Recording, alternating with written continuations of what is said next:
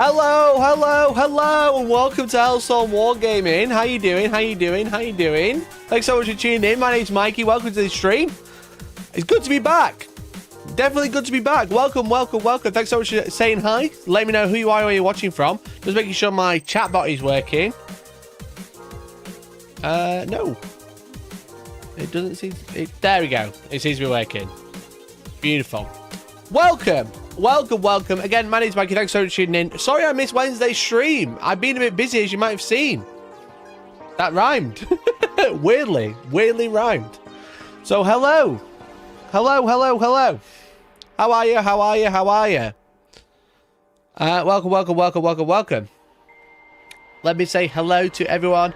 Hi, Mikey from Mike. Hey, Saltism. How are you? Good evening. Good evening to you. That was so fun to hear an echo TV and phone. Okay, I panicked then. I thought you were on about me. You're just on about you. At least Liam's never late. Wrong. He's always late. He's always late. Evening, our Lord and Savior. Good morning, Andy. How are you? Good morning. Good evening, Andy. How are you, mate? Congress Stewie. Hello, mate. How are you? How are you? What tears there to spill? There's a pretty big video that dropped last week that we can look at. Hello, is there an echo in here? The fuck he shouldn't be. Papa Pariah. Oh, well, let's check. Bot.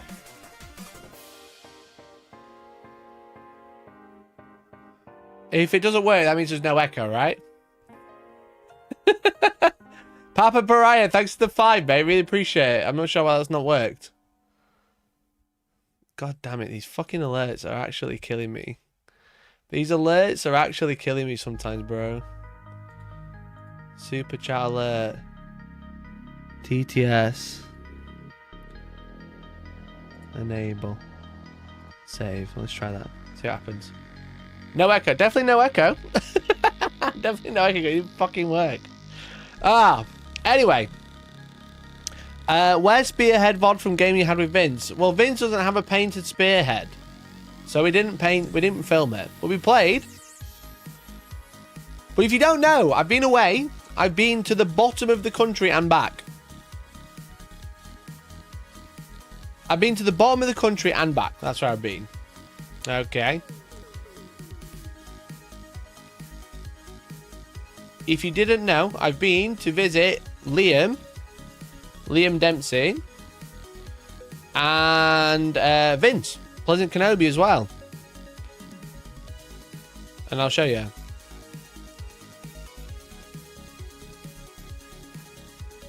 So, the other night, I went on, if you go on to youtube.com, that's where we are. Liam Dempsey. Hey, Desert, thanks for the 2, mate. Really appreciate it. PTS is only over 2, though. Liam said he wasn't streaming tonight. The fucking scammer. He said he wasn't streaming tonight. He was like, oh, we can all watch Mikey stream. And I can see he's going live in half an hour. Prick. But you can see, look, I was on another stream, look. There I am, looking sick, looking hype as fuck. They said I had the most energy ever, and I was probably the best guest. Probably the best guest they've ever had. Literally no one had heard of this channel before I went on it. And, yeah, unsubscribe. They spelled Harbingers wrong. That's me. We're only my Aussie Bone Reapers. I played 2,000 points of Age of Sigmar. I really wanted to stream tonight. I wanted to stream some Warhammer games tonight, but I just, like, everybody's busy. Everybody's too busy for me, chat. They've all fell out with me. They've all gone their separate ways. But yeah, so I'm like, fucking, I'm still so tired. I don't know what's up with me. But this is how far I travelled.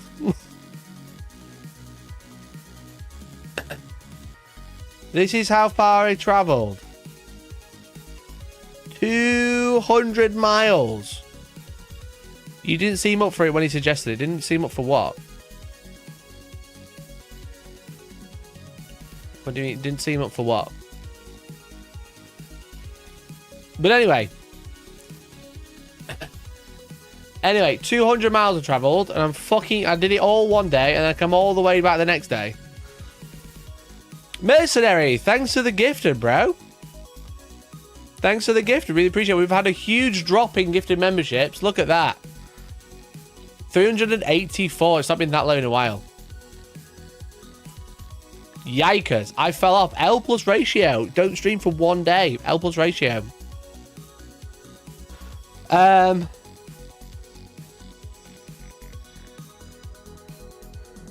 Sure, it carried on to Bournemouth. It's beautiful. I've never been to Bournemouth. Holy shit, Papa Pariah! Thank you for pushing us back over 400. Papa Pariah, thank you, man. Really appreciate it. Holy shit. Thank you, Mercenary Papa Pariah, for kicking us off with a whole bunch of memberships very quickly. Look at that. Look at that. How beautiful. Look at all these green names in chat now. I don't stream 1 day and I drop below 400. So it's time for the pay pigs. I'm joking. What a beautiful, beautiful bastard. Papa Pariah, thank you so much, mate. I really appreciate you. I really appreciate you so much. Look at that. Back into the 400s. Let's see if we can hit 420 today. Hashtag 420 blaze it. Thank you so much, matey. Thank you so much. Really appreciate you. You're a fucking legend. Let's get some love for Papa Pariah. If you've just been gifted a membership, make sure you say fucking thank you. With a big fat F. With a capital F at the beginning. Thank you, mate. Honestly, gifted memberships and super chats are how I keep the channel alive. If you like what I do, then support it. And if you don't like what I do, then I don't know why you're here. Hate watchers in chat. Thank you, mate. You're a fucking star. If you've just been gifted, make sure you join the Discord as well. There it is. I think that worked. That did work. There we go. Good lad, Dave. Well done, mate. I can't listen to this song because it's copyrighted. It's a shame. It's a good song. I'm here for the drugs. Wrong place, mate. Wrong place. Thank you so much, bud. Crow, David J, Owen, Pridders, KRDM1, Twitch, Brett Armitage, Coranis, Donovan, Macro, Matthias Kriegsman, Sebastian, Simone, James the Wild, Matthew, Schwarm, Lee, Overboard, Gangsters Pair of Dice, and Kinotu Halrath, and Mikolaj. Make sure you say thank you. And Brian, thanks for the gifted, mate. Really appreciate it. What's the drama? I literally went live like 2 minutes ago. Let me get into it. Let me get into it. We're saying hi. God, you ever walked into someone's house and dropped all the gossip straight away? No, you say hi. Cheeky one gift for the marbles. Yeah, if we hit the membership goal, which is a 420, I'll be doing a giveaway for free and also a marbles race at the end of the stream. I drive 100 miles every day for work. Sag, you need to move house. Sag, you need to move house, bro. You can't be driving 100 miles every day for work. Fuck that. Move closer. Or change job. Olympics opening ceremony. I'm not Hassan. I'm not doing the Olympics. How you doing, Conga? Thanks, mate. Yeah, the problem is with this fucking drive is you get out of Sheffield, you get onto the motorway. This is near where I live. Not where I live. I live somewhere like that. Roadworks. Roadworks. Roadworks. Roadworks. Roadworks. All the way to fucking Leicester. It's like almost half the journey. Almost half the fucking journey is roadworks. Easy, America. Alright, in America it's much easier. In America it's much easier to travel. Alright? We built our country, then the roads. You built the roads, then the country, because we built them. Should have flown that. You know what? I almost considered it. I almost considered it, to be honest. M1 does suck ass right now. It's awful.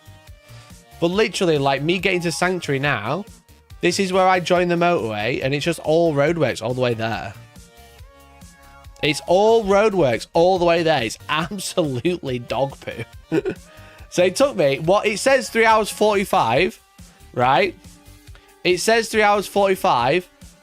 Both times, both directions, it took me 5 hours. Holy fuck, John McCardle, thank you for the 20 gifted. John, holy shit, dude, and becoming a member as well. Jesus Christ. John, you've never turned up in my chat once and you come in, slap your dick down, and now what are you going to do, leave? Thank you so much, John, for gifting 21 memberships, essentially. Thanks for the big fat 21. Holy fuck. And we've hit the goal. We're actually safe. Chat, I'm not going to starve to death. Bye. Fucking love it. Fucking love it. Drops 21 gifts. Leaves. Leaves. Thank you, Ron Burgundy. Really appreciate it. It's not Ron Burgundy, is it? It's that guy from the show. Oh, what's his name? Not Ron Burgundy. That's fucking Anchorman. It's Ron something. Thank you, John. Appreciate you, mate. See you in a bit. Ron Swanson. That's it. Thank you. Thank you, mate. Really appreciate it. Look at how we've hit the giveaway goal. Let's get Nightbot going. We've got a giveaway to do. If you don't know, we do giveaways every single time we hit the member goal. So everyone who is in chat right now can enter, and at the end of the stream, everyone who's gifted a membership, which you can still do, you'll be entered into a marbles race at the end of the stream. Angry Ron, the real Angry Ron. Right, let's do exclamation point. Someone give me an exclamation point. Exclamation point Ron. Okay, let's do that. Exclamation point Ron in chat.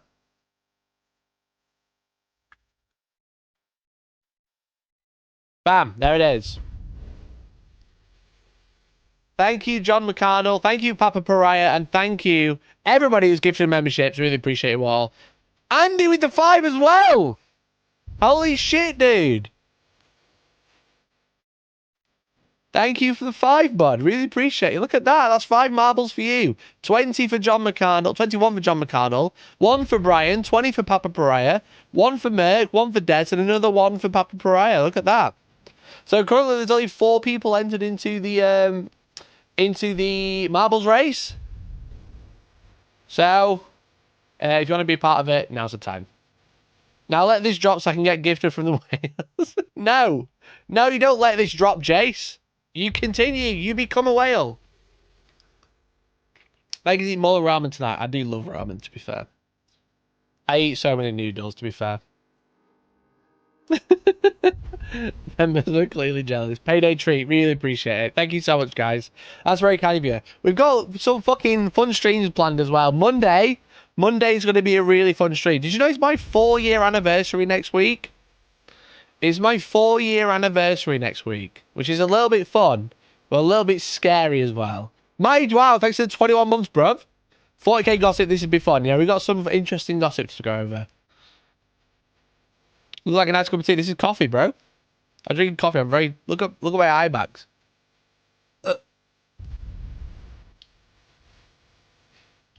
But like this weekend, I want to do a battle report, but everybody's busy, and we're all going away.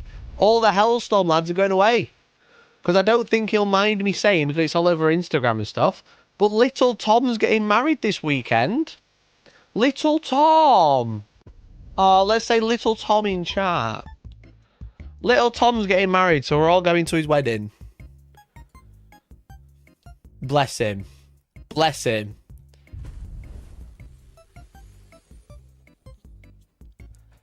You should be deported for drinking coffee. I don't think so. 4 years full time. Yeah, I've been doing YouTube 4 years full time. Like, I've been doing YouTube for 4 years properly. So I think on Monday,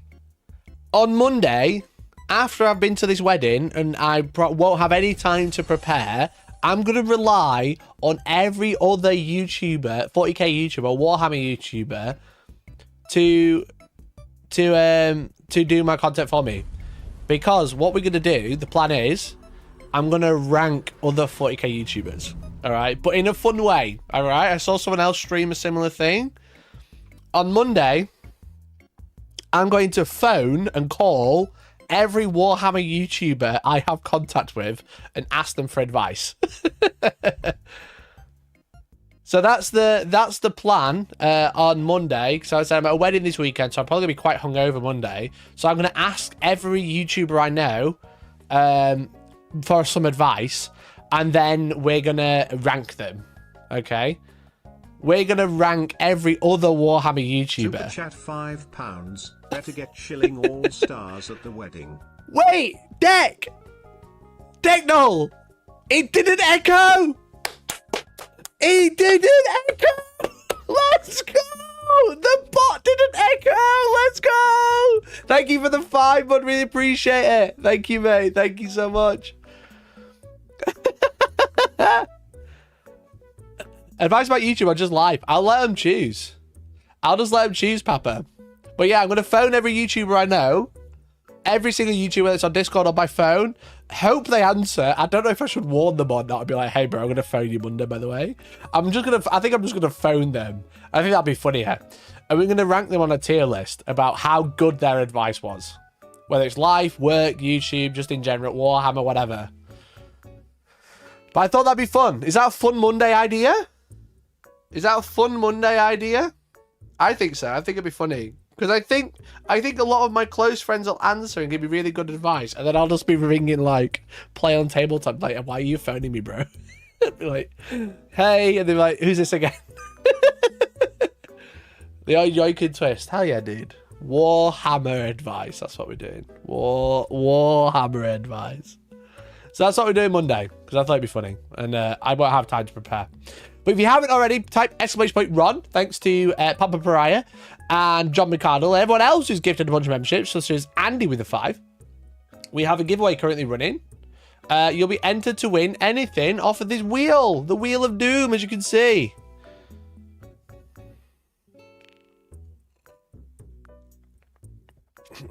Super chat £2. Had Maggie Mikey cancelled the female voice? I don't even know where the women's voice was coming from. I don't even know where that voice was coming from, but yeah, it's gone. I've killed it. Thank God, it's not echoing. Spearhead on the wheel. No! Chat, you just saw that I had no memberships. How can I afford a spearhead?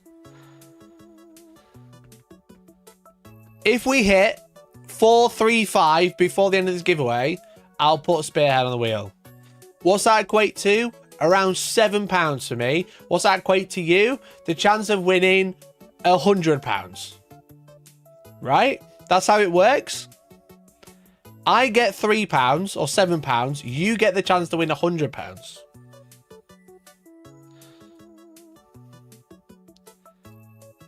That's how this shit works.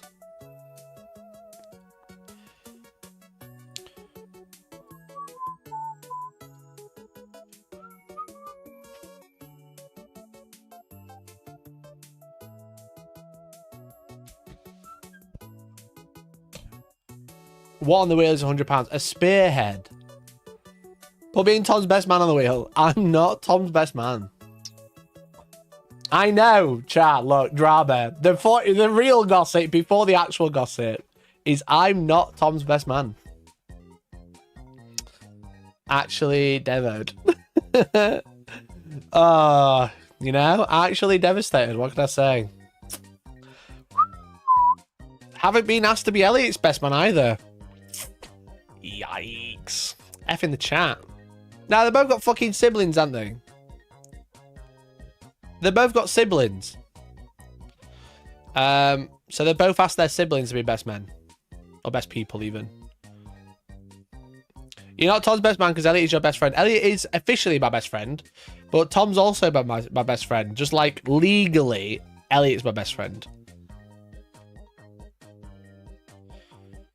So yeah, they've got siblings. Whereas when I get married, here's a fun one, chat. Right, okay, here's a fun one. All right, I've got a moral dilemma. All right. So if or when I get married, okay, potentially to Georgie, maybe to someone else. Who knows? Who knows what could happen? She's downstairs. She can probably hear me talking. Right. If I was to get married, right, I would choose a best man. Okay. Now, I have a brother. Okay. I have an older brother. He's 2 years older than me. He's called James. Right. He's been in chat before and insulted me. All right. So you would think he would be my best man. However, when he got married, because he's married, he got married last year, he eloped, okay? So if you don't know what eloped means, it basically means they fucked off somewhere by themselves and got married, okay? So my brother didn't have a best man. Does that mean, right, for when I get married, because normally, as we've just said, siblings become best men, right? I still have to choose my brother because he's my brother. Or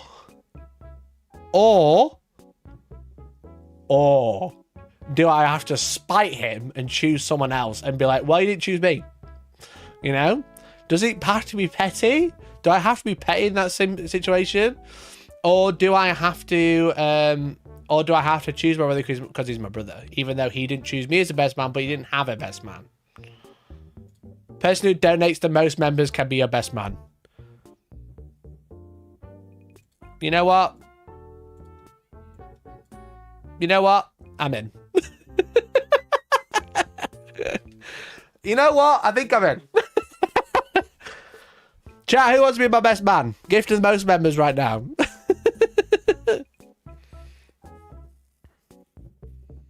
Shame your brother's going to lose out on winning best man on a member gold giveaway. That would be funny. Sounds like the prospective best man needs to put a PowerPoint presentation together. That's true. Super chat £10. Spite is always right. Yo, you know what? Spite is always right. I should put that there. Spite is always right. You're right. You're so right to say that. Thanks to the 10, Papa.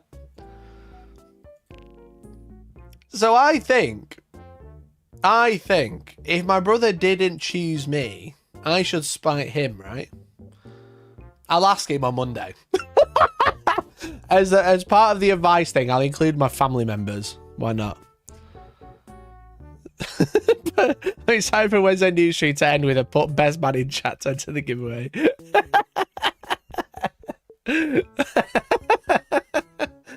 How many members is most? I don't know. Has Georgie been settled to catch the bouquet? I don't think so.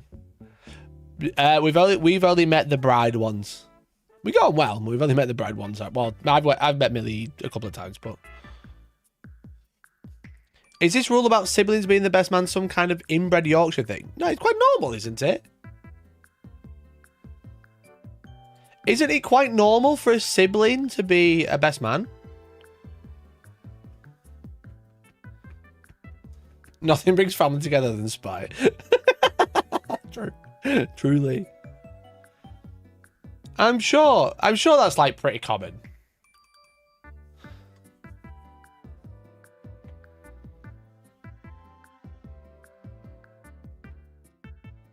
It's normal, but not a rule. No, I don't think it's a rule.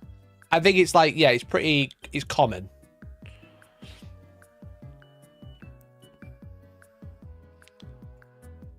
Hellstorm, you could be my best man when and if I ever find a woman interested in me. Bro, we fucking play Warhammer. You've not got one now, you fucked it. You've actually fucked it.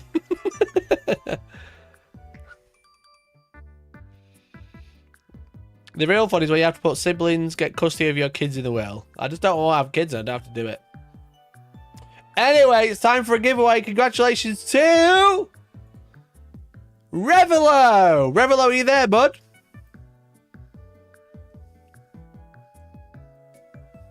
Are you there, Revelo?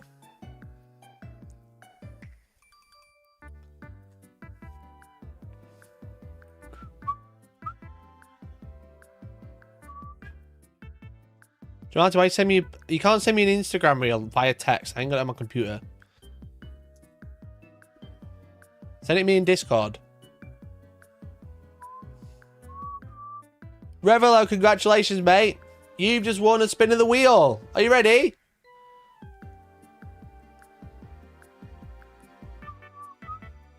He's reveloped.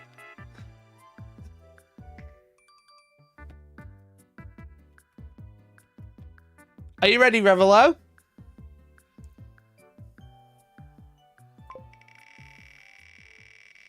You've just won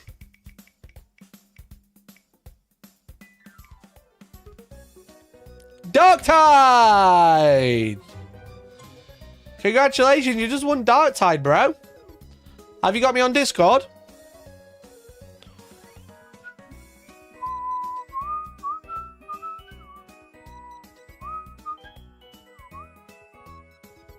So close to paper, I know. I know.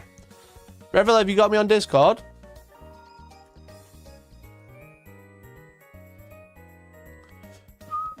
Cheers, but I have it. Do you want it or do you want me to redraw? Can you give it to someone else? Yeah, I can. Are you sure?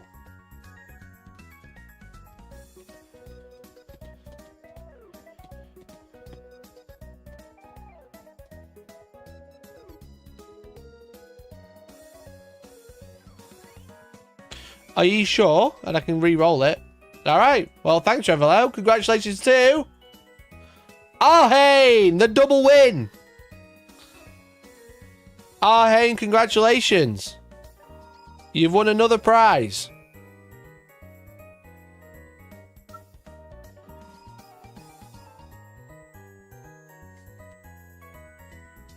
Arhane's won twice in a week.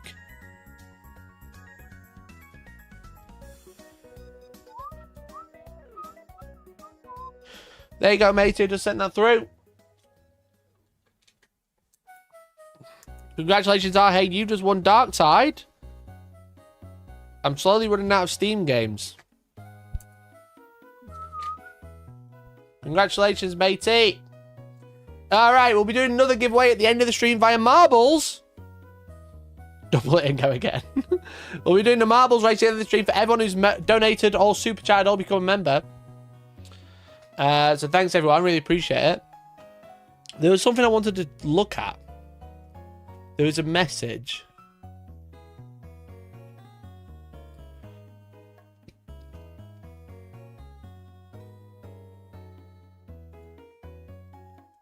What's this, Martin?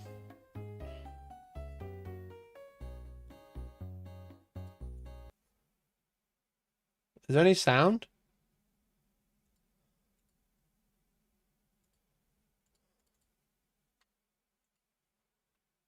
There's no sound. And it's in Dutch. There's no sound and it's in Dutch. T-shirt arrived. It will, promise. It's either gone out today or it's not gone out yet.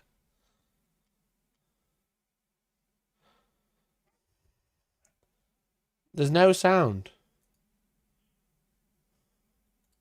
And it's in Dutch. I don't know what they're saying. I can't even read it. Okay. It's a dating show. He showed these Napoleonic tin soldiers and the lady calls them puppets. He gets angry because they aren't puppets, they're tin soldiers. Well, brilliant. Brilliant. Ah, dear.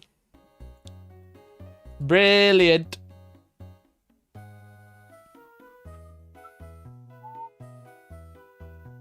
It's about how many figures the man fits in urethra. That sounds right. That sounds legit. Oh, there was a message someone said earlier, but I wanted to read it out. I think it was from Popcorn. Did you say something about 40k being trash? And I kind of agree with it. I was waiting for the gifted members to stop before I addressed it. But it's gone. My chat doesn't go back that far now.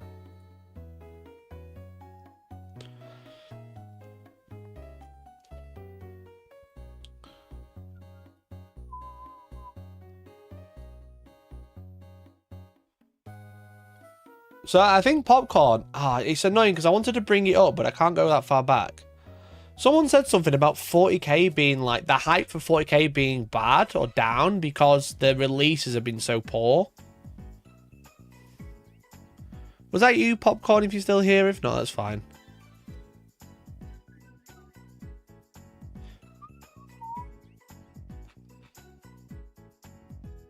It was 40k was less exciting because there is no news. Yeah, that's how I'm kind of like vibe. That's the vibe I'm starting to get right now. It's the vibe. That's the vibe because like 40k's like AOS has just had like a huge release, and we've complained about 40k a few times, right? We're gonna do some more 40k complaining.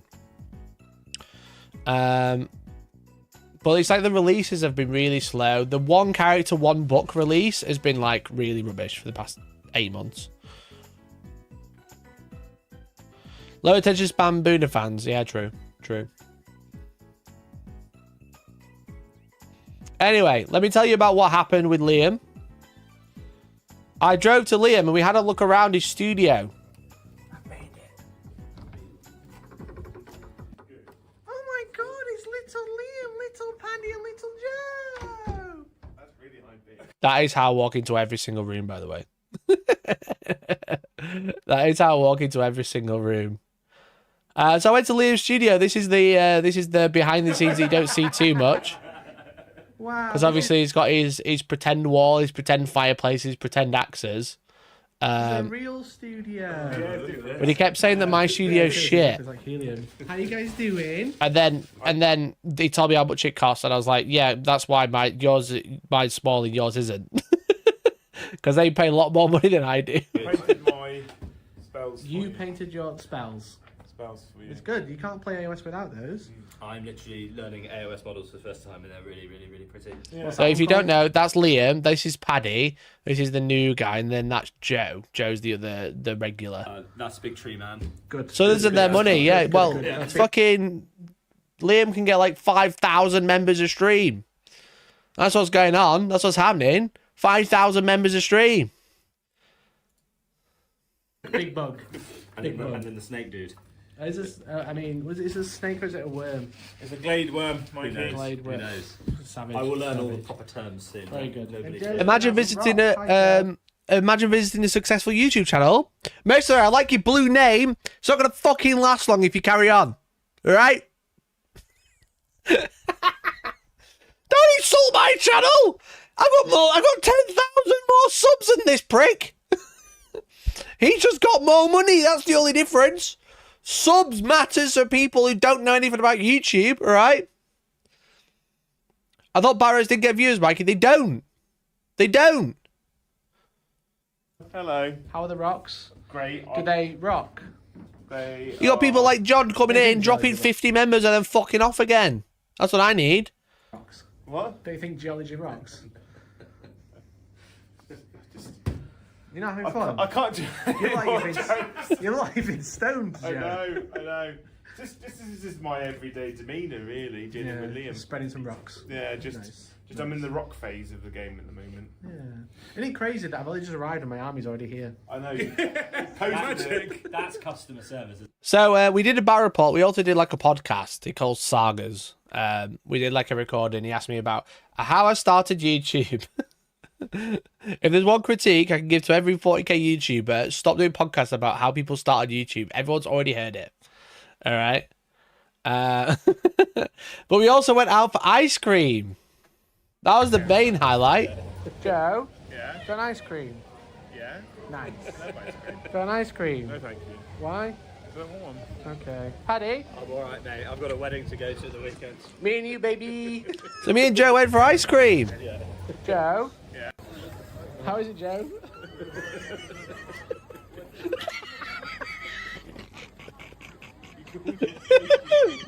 Best part of the trip.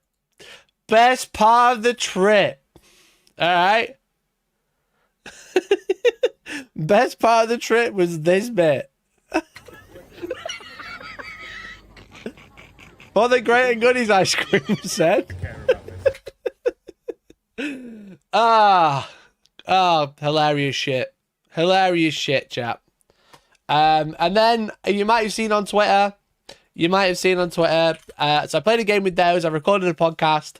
And then it was the next day on my way home. I went to see Vince because they're actually really close together. We played some Spearhead. And we did a podcast as well. We did a podcast about WYSIWYG and tournaments and just general stuff. We didn't film this, but we did film a video for Vince's channel. Sadly, I did all this traveling, didn't actually get much content back for myself, except for that video of fucking Joe eating the ice cream. That is like all I got. Which is very funny. Which is very, very funny. That is pretty much all the content I left with is Joe dropping an ice cream down his front, which was fun, which is very fun, to be fair. Where we played Aussie Outbow Reapers versus Stormfiend Skaven. Stormfiend Skaven, very broken. Very, very broken. Very, very broken. Anyway. And that is about it. That's what I've been doing for the past few days. So sorry I wasn't streaming Wednesday. But whilst I was away, I saw an interesting video. A very interesting video. Now, this is the gossip. If you if this is this what you wanted, here we are. Magikarp use fly, which you might recognise as Matt from Dice Check. Now, obviously, Dice Check, a huge battle report channel from the US in California, ran on Twitch and YouTube for a very long time, and we actually covered when they shut down a couple of months ago because they said battle reports don't make enough money, which they don't, which we've already said, you know. A couple of channels have managed to make it work. A couple of channels have some whales that pay for everything. But the main thing is battle report channels don't really work. If you look at, and let's have a look at the video I made.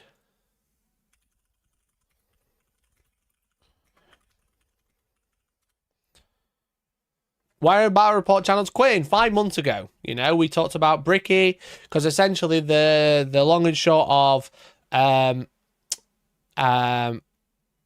Check was like, it was Magikarp Use Flies channel, and then Bricky joined, and obviously from Adeptus Ridiculous. Long and short of it, Matt fell out with Warhammer. Bricky took over Dice Check and then couldn't make it financially stable, so got rid of it. Essentially, that's the long and short of what happened there. And then we obviously covered it. I talked about like my earnings from doing battle reports and just said they're just like financially not viable. And yeah, that was like 5 months ago. But a few days ago, Matt, Magikarp Use Fly, put out a video called Everything I Hate About Hated About Warhammer 40k. Which is quite a bad video to put out. Not from him, but just like Dice Check like exploded in popularity very quickly as like a live battle report channel on Twitch. And they were like really big, like one of the biggest creators. They had like how many subs? Like 120k or something?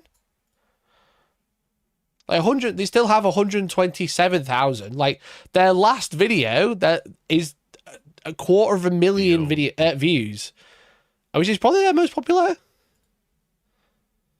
No, not quite. It's up there, but their announcement saying they're shutting down has 250,000 views, which is obviously not a small amount.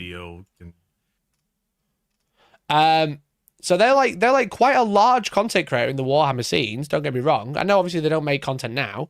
But like they are or were a very large content creator for Warhammer, a very good advocate for playing Warhammer. And then Bricky came out 5 months ago, basically shutting down the channel. And then Matt's come out with a PowerPoint presentation saying everything I hated about Warhammer 40,000. And I thought it'd be interesting to have a look at what he said and maybe like kind of like add to that or maybe disagree. But I thought it'd be interesting to have a look at what Magikarp Use Fly said of why they don't make or why they don't like Warhammer 40k anymore. And yeah, let's basically see what they got to say.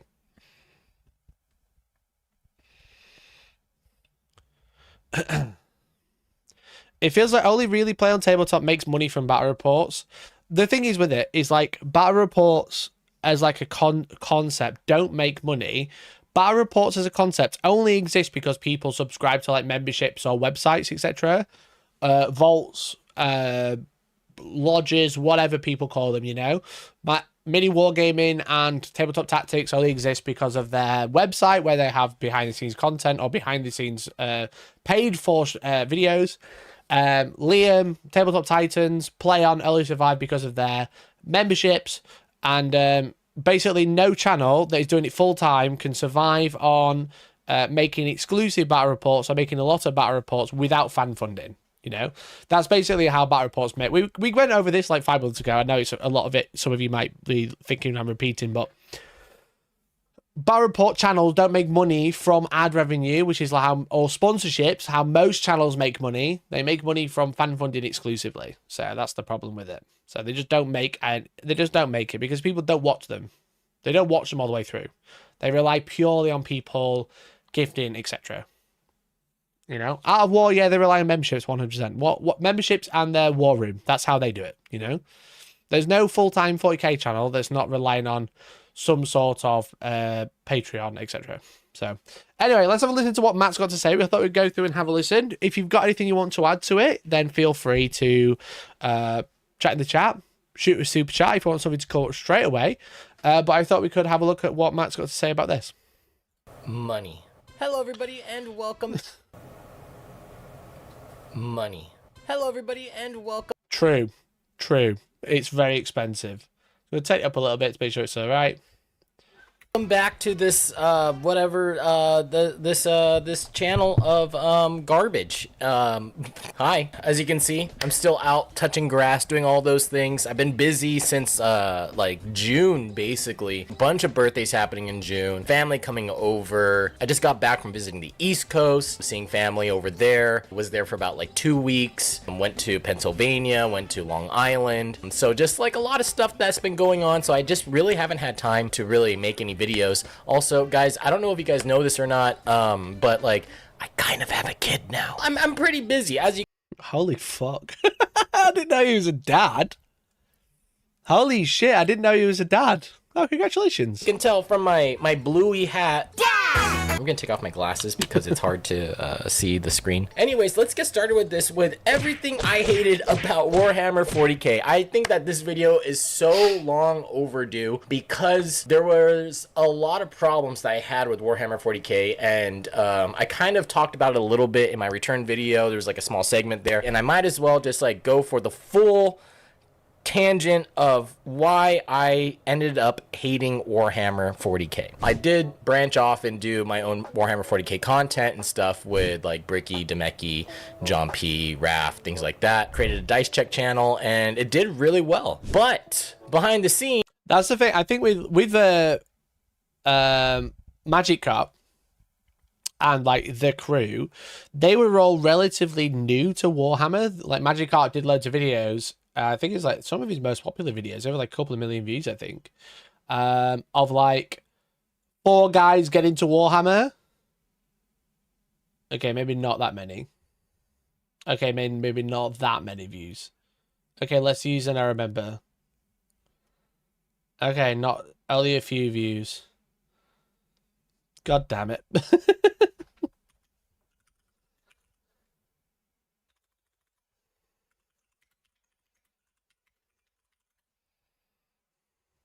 3 grown men spend $3,000 on plastic toys. Journey into Warhammer 40k episode 1. 1.2 million views. And obviously this was like peak lockdown. Got into Warhammer. And there you go. Episode 2, 3 years ago. 4 grown men spent $10,000 on plastic toys. And they exploded. Obviously, like getting 1 million views on a video about Warhammer is like, doesn't come around very often unless it's like super evergreen, there for ages. And Magikarp was like brand new to it, like famously a League of Legends YouTuber, and started playing Warhammer and just kind of exploded onto the scene. And like everybody was booking him for interviews. Like Frontline Gaming jumped on them straight away to get like interviews. Mini Wargaming tried to jump on him straight away as well.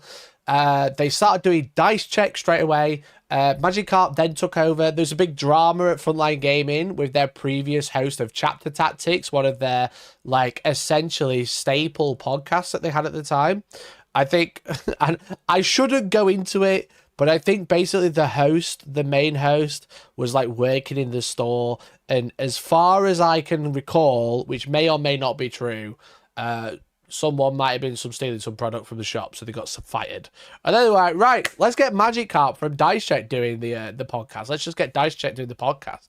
So they kind of went from I'm brand new to Warhammer to like a year later being like one of the biggest channels in the community, running one of the biggest podcasts in the community, and fucking just like all happened so fast. So I can understand why they got burnt out pretty quickly. I was crying on the inside because of how awful I felt about this game. I'm not gonna lie, I did drink the Kool-Aid a little bit, as does everybody that plays Warhammer 40k. Honestly, Warhammer 40k is kind of like League of Legends in the sense of like, once you're in it, the people that are in it want to keep you in it for as long as they can, and basically they'll just like keep trying to inject you with some fucking heroin, so in that way you're like, oh, maybe it is good. And that's kind of what happened. But anyways, another Bruh. Bruh. Dear.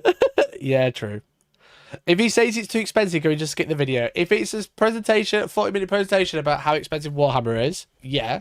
I don't think it will be, though.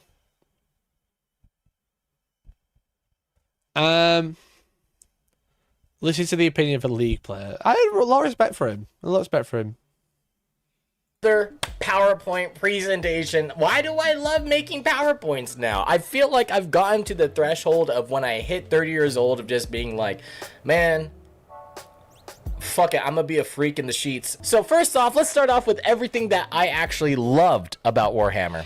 Building the models, painting the models, doing all that stuff. That's probably one of my favorite things about the hobby, was being able to be creative and to be able to be like, hey, I want to make this model look like Vaporwave, and then do that, and then just like be able to do that. I want to make this thing galactic looking. Boom, I can do that. Super cool stuff. Like, I really liked building the models. I liked doing my own little customized models. Like, that was a lot of fun. And then painting them and all that stuff, like, that was a great time. I enjoyed doing that a lot. In fact, I would probably do it more if like I didn't have a kid and I had the space where I could paint without my kid getting like toxic fumes on them or anything like that. I really did love that about Warhammer. It was probably my favorite part. And then also probably also the game. Like, the game was also a lot of fun. When I was playing the game and everyone was having a good time, it really is a good beer and pretzel type of game where you just go up to each other. You're like, hey, what are you doing for like 4 hours this weekend? All right, bet. Let's go play some games, throw some dice, drink a beer, eat some pretzels, suck each other's dick.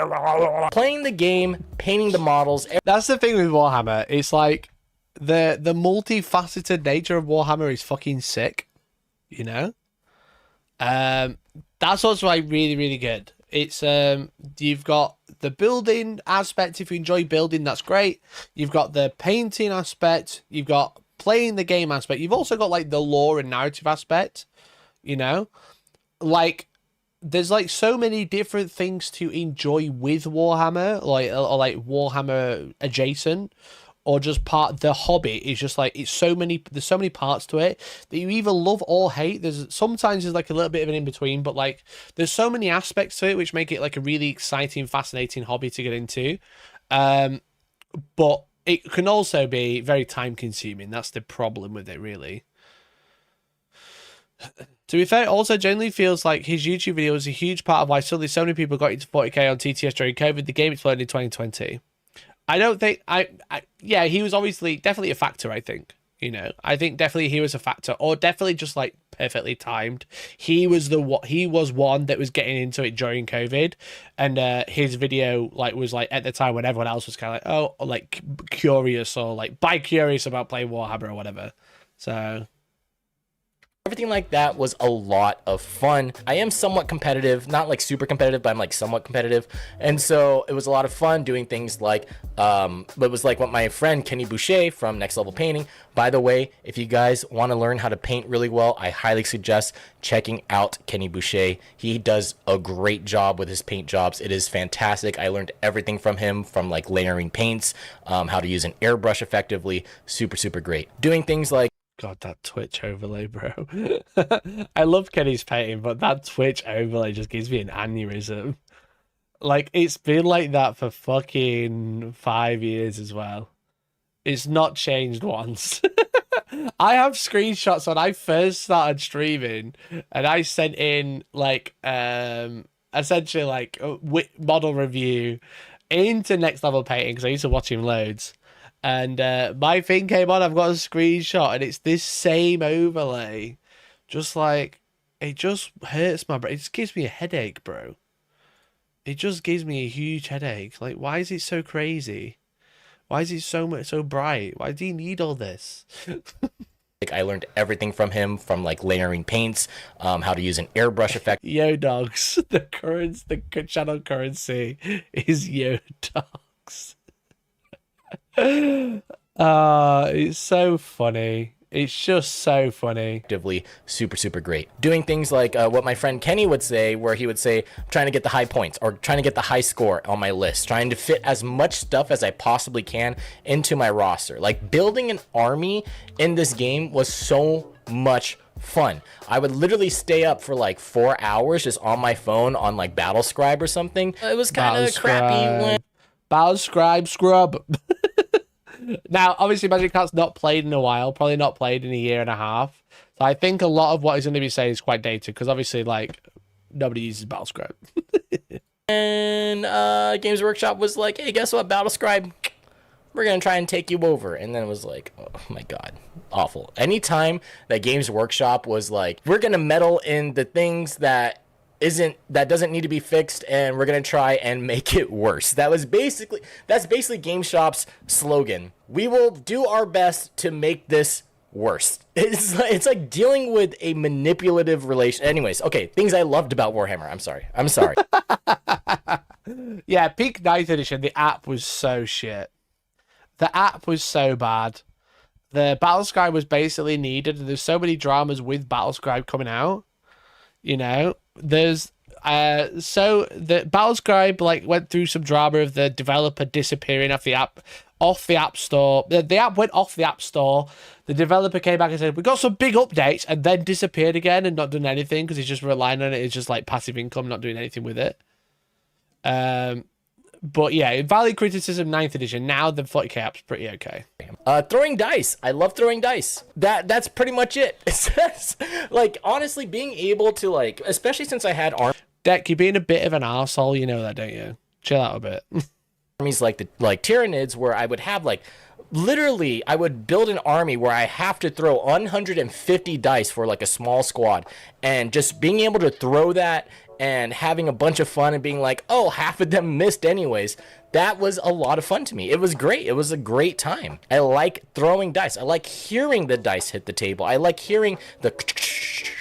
That was like, it's like ASMR to me. It was a lot of fun. I loved it. I also enjoyed the camaraderie of the game. Just being able to like go into a game with somebody that you don't even know, and just being able to like talk to them and communicate with them, and you're cheering and you're having fun, and you're just like, oh dude, that's a nice model, when you're walking by a table, and then you're just like, how'd you do that, blah blah blah. It's a lot of fun, especially if you're a very social person, which is what I am. I'm a super social person, and so being able to have that nice camaraderie.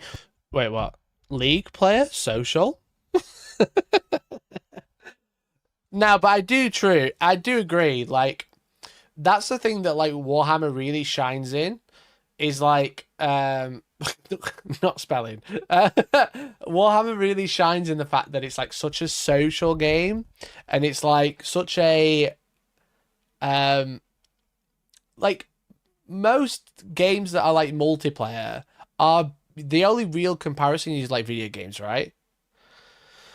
There's not many like games that you can enjoy which are so socially focused. Like, you got like board games obviously, but like Warhammer's just like way more popular than like board games, because board games are even more niche than Warhammer a lot of the time. Like, as a generally board games, no, but like individual board games you might want to play are.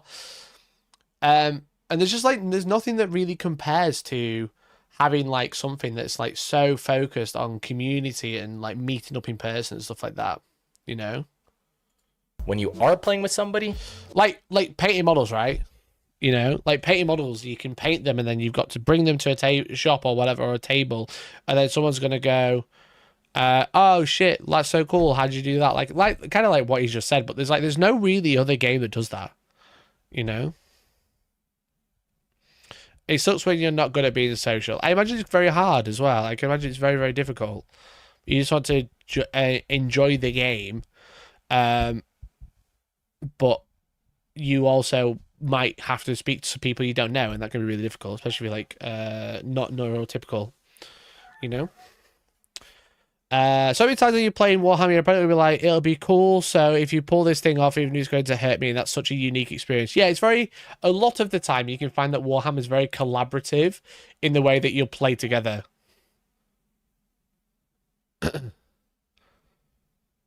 Literally no one ever said my models look sick. Thanks for making me feel bad. How's that my fault? It's like second to none. It's like the complete opposite of going into a Call of Duty lobby. It is so much fun playing with other people. And now let's get into the things that I disliked about this hobby. The amount of useless books and magazines. This never changed. Bruh. Bruh. This is going to be a good one, I think. This is going to be a good one. It never changes. It is so disgusting. And this is like one of the first parts that I realized about this hobby was that when you start playing this game, the amount of useless books that you have to purchase is unfathomable. And like you can do things where you can go on something like Telegram, or you can like find sneaky ways like Discord groups where you can find like PDFs of a. Hey, Grimdark, thanks for the gifted, bud. Really appreciate it. Thank you so much for the gifted. Chat £2. Pardo sends thanks, his Castellan. regards. And Liam. Liam Centers. Is he not still streaming? Is he not still live? Liam, you said you weren't going to be live. You lied to everybody. Thank you, everyone, for the gifted memberships. I really appreciate it. Lord of Cinder, Rummer Clock, Mr. Sven, hello. Mordy Hammer for the 5, thank you. Pridders, thanks for the 5 as well. Thanks for the gifted as well, bud. Canon S. Marcy, thank you so much. Liz Brand and Bobo HD, holy shit, thanks for the huge love, guys. He's still live. Liam, you said you wanted to go to stream, you motherfucker. Thank you, everyone, for your generosity. I really appreciate it. Don't worry, you're all entered to a marbles race at the end of the stream. So when Liam's had enough and he can't be bothered to stream anymore, I will inevitably still be live. So make sure you come back and say hi, because we'll be doing a marbles race and you're all going to be entered to the marbles race to win a prize off my prize wheel. I've lost my prize wheel. The prize wheel's somewhere. Where is it? Oh, God. There it is. We have a prize wheel, as you can see, with loads of games, dice, paper, and games. Games, dice, paper, and games. It's going to be very cool. It's going to be very cool, so make sure you hang out until then. I really appreciate it. Yes, Steve, thank you for the 10.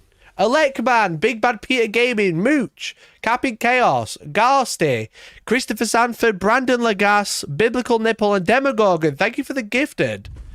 Thank you so much, guys. Really appreciate it. Thank you so much. What was the number for adding a spearhead? All right.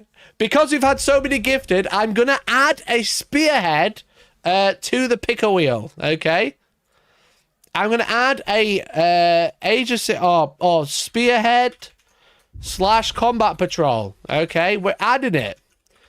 Thank you, everyone, for becoming a... I can't spell. So make sure you come back at the end of the stream if you would like to win a spearhead or a combat patrol or paper or a game. Also dice. You know? Quick open up Liam's stream.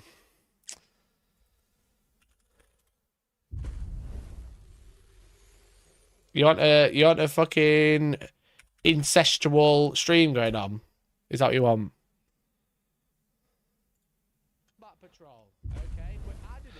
Well, that's me. Thank you, everyone, for becoming a can't spell. Look at that. That's me. Sure I love Liam. He's great. Make sure you come back. A spearhead or a combat patrol, or paper, or a game. Papa Pariah, thanks for the 5. You know? Here we are. Liam's stream. Double time. Liam, say something funny. Okay. Liam, tell me a joke. You want a fucking incestual stream going on? Is that what you want? This is where we are. Papa and Martin, thanks for the 5 gifted. And thanks for the 29. Well, that's me. Darcy, thank you for the gifted.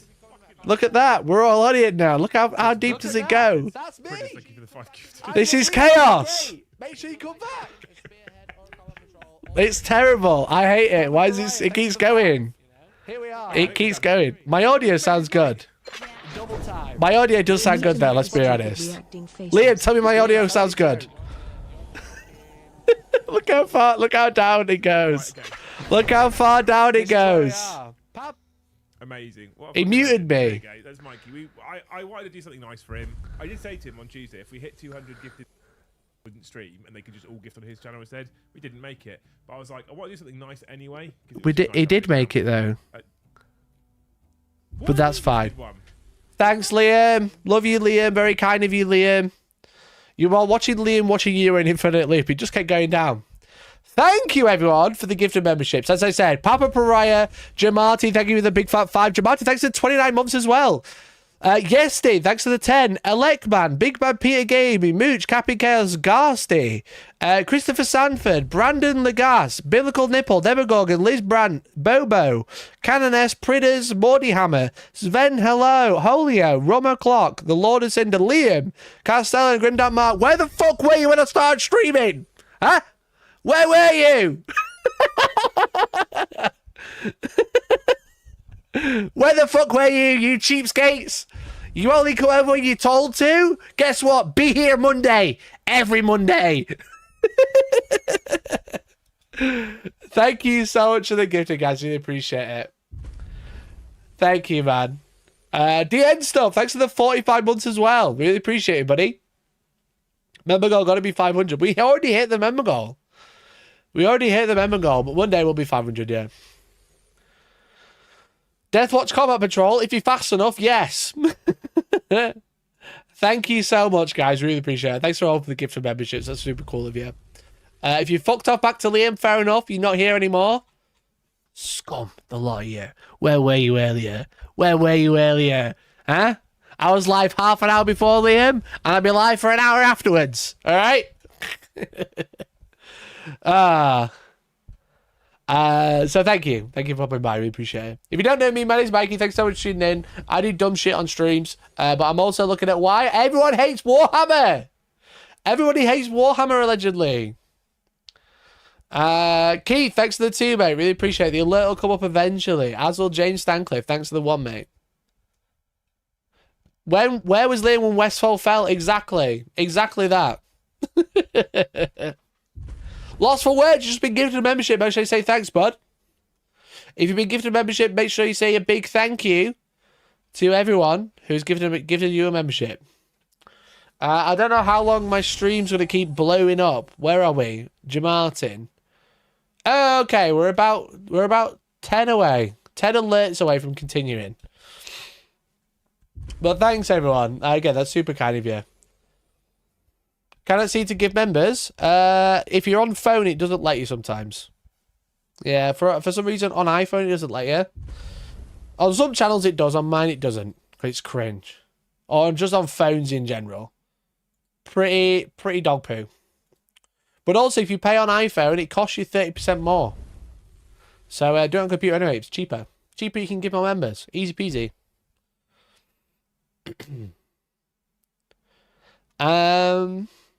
I'm crying, can't hobby. You're so welcome. There's a delay on his stream. There's a delay on everyone's stream, buddy.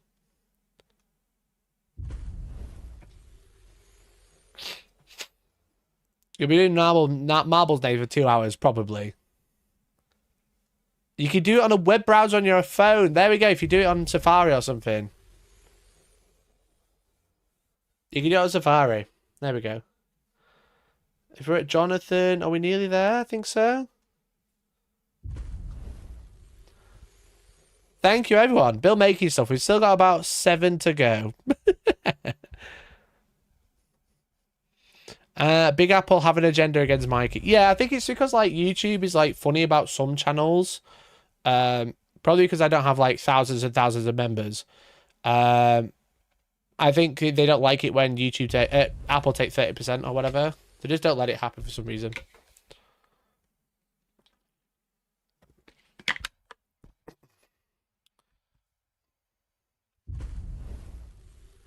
Oh wait, I've been a member for 19 months. You have. Congratulations on the 19 months, bud. Is the ghost of Steve Jobs trying to mess with you? Maybe I need like a turtleneck or something. That'd be good. Okay, we're at the end stuff. I think we're about 3 alerts away from continuing. I love getting so many members, but goddamn, when all the alerts come through at once. Thank you. 92 members in one stream. Holy shit. Can we make 100? Can we make 100 members if we get 8 more? 92 new members? That's crazy. We're at 380. We're like 380 or something.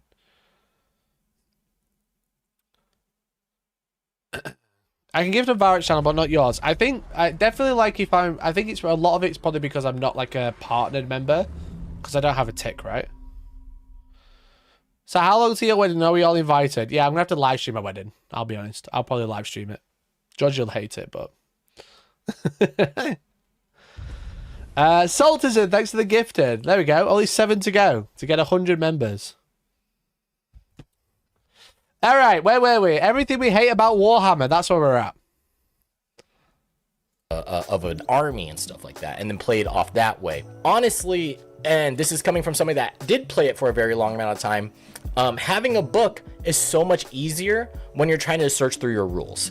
And it's a lot easier to debate. God, do you remember the fucking tyranny rules? Where you like choose a detachment and then you can upgrade every individual fucking monster. Oh man. Oh bro. Brother. It was actually a nightmare. Yeah, actually a nightmare, bro.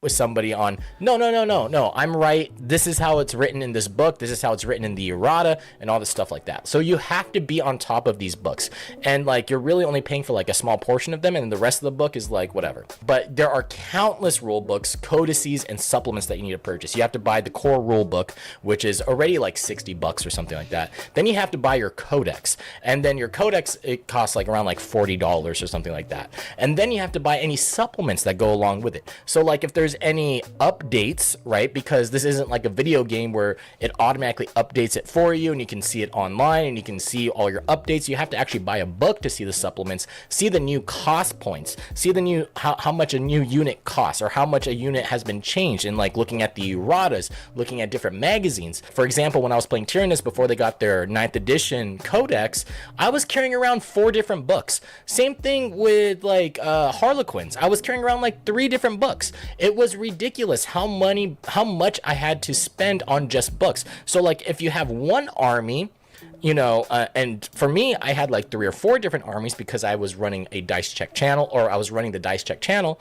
And so I had a lot of books I had to buy. So like whenever there was an update, it wasn't just $40 for a book. It was, let's say that you have to buy the codex and 2 supplements plus a magazine, right? Which is the White Dwarf. $120 just right there, and just books. And the worst part of it is that probably in 6 months, most of the stuff in that book is going to be useless. And that's because of the frequent updates that happen. So, like, a lot of that I agree with, but, like, I think a lot of the information, a lot of Magikarp's experience is 9th edition, which had, like, a super big problem of book bloat, you know? Because, like, as he said, like, Tyrannid, you needed a codex supplement, like the campaign books. I can't remember what the campaign books are called, but there's, like, the campaign extra books. And then he had to buy White Dwarf Scrutch Stampede as well. Now, that it isn't as egregious right now, but I think the problem is that, like, right now is an example. Like, at the end of 10th edition, we can go, oh, yeah, there weren't as many books. But we are not there yet. Right now, you usually need a codex to get your code for the app and then play from the app. But like, you need a codex and the core rules and then the mission pack. But like, unless you played like Dark Angels or like soon to be Blood Angels or soon to be Black Templars or whatever they get supplements, they are like a codex, a supplement, and a core rules and a mission pack. Now there could be more armies that they do in the future, but like, codex and supplements aren't as common. They're pretty much exclusively Space Marines right now. That's the thing. BA suit, I don't know, but eventually, obviously, we'll get one. I don't know. But like, they are like a prime example of armies that will have a supplement, much like the Dark Angels one. So that's like like what Magikarp's saying is like pretty dated. However, it doesn't mean he's wrong. It just means right now we don't have that because we've just had like whole indexes, okay? We've had whole indexes and now we're slowly getting codexes again. Whether we will get supplements or campaign supplements or whatever that add to the army rules, we don't really know. But right now, that's not the case, which is nice. But like, you know what Games Workshop are like, you know? They're like, well, with the new Games Workshop, we won't just do this. And it's like, they just go against what they say all the time. But no, I didn't break NDA because I had no idea when Blood Angels are. So, Imperial Agents is more or less a supplement. Imperial Agents, yeah, you're right. Like, right now, if we talk about rules that are coming out right now, Imperial Agents is dropping sometime soon because it just got announced the other day. And that has Assassins, it has Inquisitors, it has Death Watch now, you know, which can go with any Imperium army. And that is essentially a £30 $50 supplement to every Imperium army because it's not really a whole fully fledged army. What they're doing is putting the assassin rules behind a paywall in the app. That's the problem. You know, you want to use it one singular Calidus, £30 supplement to buy, please. So like, he's wrong, but only because his information's dated. But you can definitely see some comparison that we still have right now. Like, again, Imperial Agents is probably a prime example of technically it's not a supplement, but it kind of is. A print off for Wikipedia costs a lot less. Look, I can't sit here and condone piracy, okay? I can't sit here and go, yeah, just go to legally download all your rules. Obviously, I'm not saying that, and I can't say that. But, like, the official way to get rules and stuff is to buy them, you know?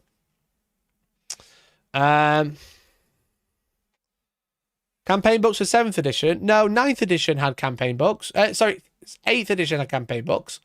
And 9th edition had less campaign books because they did their boarding actions instead.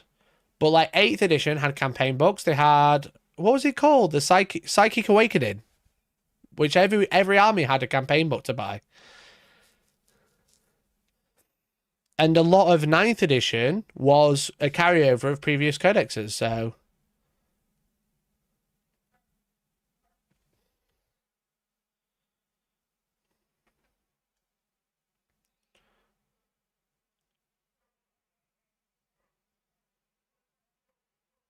Vigilus books. Yeah, Vigilus was earlier, was it?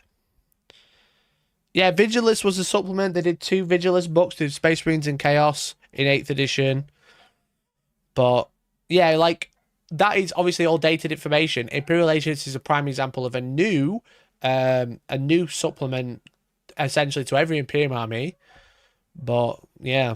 Warzone Caradon books, yeah, I do remember. They were the Apocalypse, though, right? So this video crossed my feed a bit ago, decided I didn't want to deal with the negativity. Yeah, but we're just, like, looking at what he's got to say and maybe adding to it or saying he's wrong. Which, and this, I think at this instance... I think a lot of his information is a bit dated now because he's not played for a while. He mainly plays in 8th and 9th, or pretty much 9th edition because that's when he started playing. But I think a lot of what he said is very valid.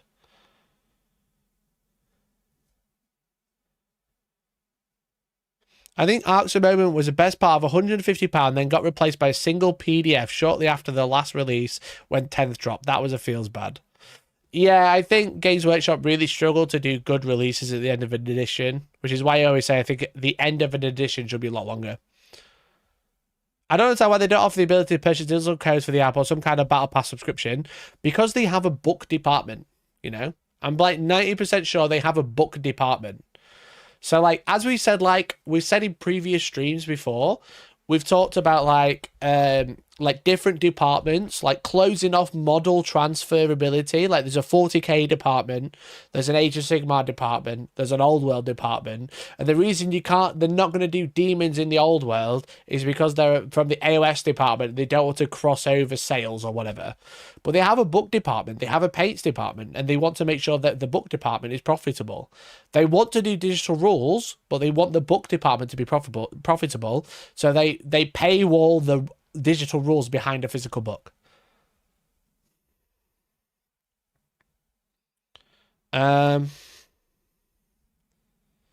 Personally, I found some of his points is valid, especially for the time, but overall feels a bit too dated. Yeah, we'll get through. We're like a third of the way through, a quarter of the way through the video. We'll see what else he's got to say, see if it's valid or not.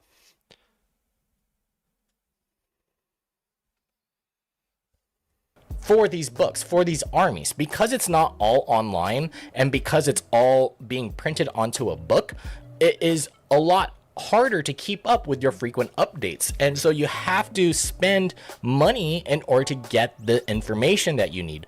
And you can do things by, like, you can switch, you cannot pay for things like your battle tomes, or like where you get your missions from. You can not pay for that. And then you can just get that online, because usually people are going to be using an app like ITC Battles and then using that in order to find like what their map deployment is like. You can also skip on seeing the CP costs and just going online and trying to find it there. You can find ways to spend less money, but that doesn't defeat the purpose. That's like saying, oh yeah, I'm addicted to heroin, but like the cost is so much, so I don't really want to pay anymore for heroin. And then someone comes in and says, yeah, well, like, you can also skimp on not paying too much on heroin by just reusing needles. Like, that's like, it doesn't make sense to me. The overall God, that is so true. That is so true. Oh man, that's so on point actually. It's like, yeah, you can skip and save, but it's like you're using needles. Yeah, it's just like, you just can't sit there and just promote pirating, because it just doesn't work. As Decno says, it's like, if you don't, the hard part is like, you want to support the thing you like, but you don't want to get ripped off. There's like a weird balance, right? There's a very weird balance of like wanting to support what you enjoy, but also not wanting to feel ripped off. So like, if you don't support it, then it won't be profitable. They might not make more of it. But also, being forced to buy a book for a digital code is bollocks. Let's be honest. That's where we're kind of at. I think there's like a line, right? There's definitely a line. And I think sometimes Games Workshop love to cross it. Problem is how much money you have to spend in just books. This isn't in models even. This is like $100 that you have to spend in just books and magazines. And books become obsolete with new editions. They immediately do. I know that in the newest edition they had an index which kind of fixes that. But for me, I was going through 8th and 9th edition for about the better use of like 3 to 4 years.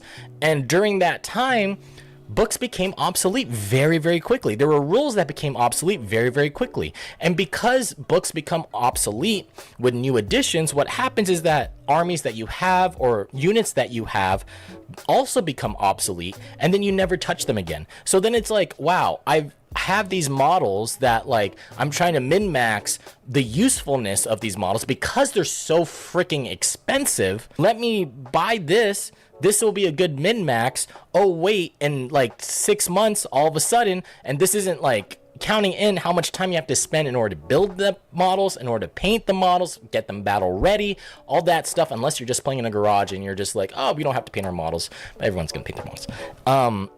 Like, no one wants to play with plastic, like, unpainted models. It's not fun. But you do all this stuff, and then, like, you get 3 months out of playing this unit, and then, like, they become obsolete, and then you never touch them again. And that feels bad. That just feels like a waste of money. Like, if a unit, like, if a box costs $60 for a unit, and let's say that usually they'll box these things like, you need 10 in a unit, but this box only comes with 7.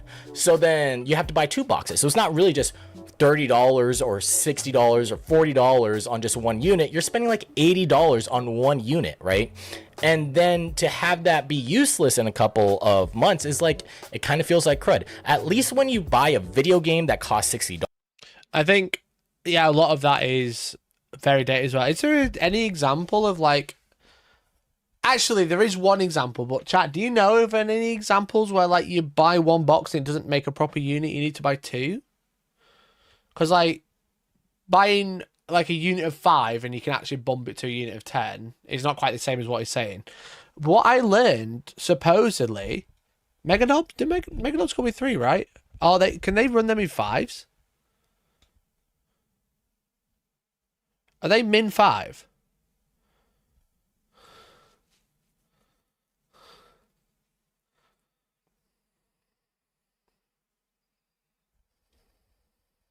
Play moves can be taken in 7s though, right? I know you probably don't want to run them as 7, but the one I learned, maybe someone who plays Tau can help, but supposedly crisis suits with the new update, you can't actually build a unit of crisis suits with a single box. You need to buy 2 for the weapons.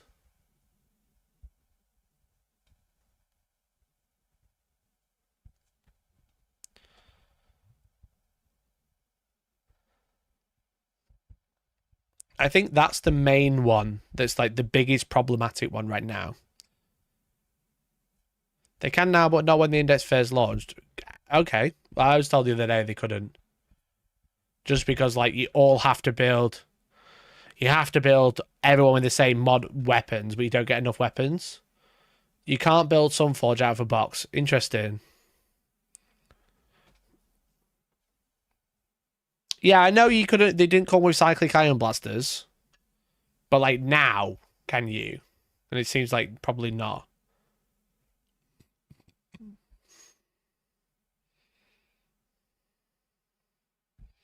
Have fun with a Scourge like Havoc kit. So Scourge and Havocs are the same. Interesting. Yeah, so it still happens. It's not quite as... Yeah, I think a lot of it is like stuff is like still happens, but not quite as much. Dollars, no matter what happens, if the game is no longer updated, whatever, down the road, 3, 4, 5, 6 years later, you can still pick up that game and play that game like you played it when you were younger. It will always be there, and it will always play the same. With this, it doesn't matter. There can be updates to a book, which then makes a unit bad, which then means that that unit no longer becomes useful, or in the worst case, it becomes errated, or it becomes no longer available in the books, and now you can never use them again. So you have to See, like, I agree, but also disagree with what he's got to say here, because, like, this is something that I've been shouting for, like, a while. But, like, the idea of books getting, like, replaced and obsolete very quickly is so frustrating, because having books on the shelf that, like, are out of date, that you don't use anymore, is fucking annoying. Like, you spend 30 quid, $50 on a book.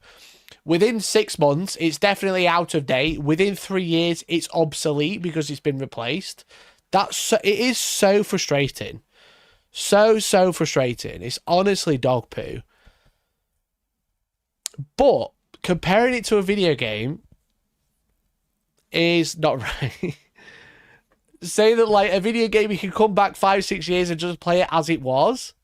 I agree, but you could do that with Warhammer, you know?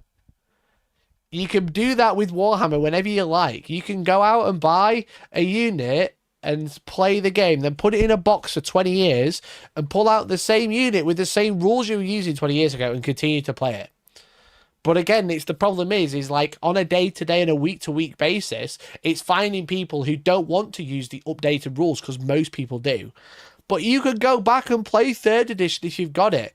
You can go back and play 5th edition if you've still got it. You know? It's like the books, you can make them not obsolete, but it's this constant desire of, like, maybe because Games Workshop has, like, shoved it into everyone's brains, but it's like the constant desire of playing the most up-to-date perfect game of Warhammer when you don't play competitively. It doesn't matter. And I do think we need more people to kind of, like, snap and go, actually, I only play once every year. It doesn't matter if my army's been updated. I can just play the shit I was playing last time, you know?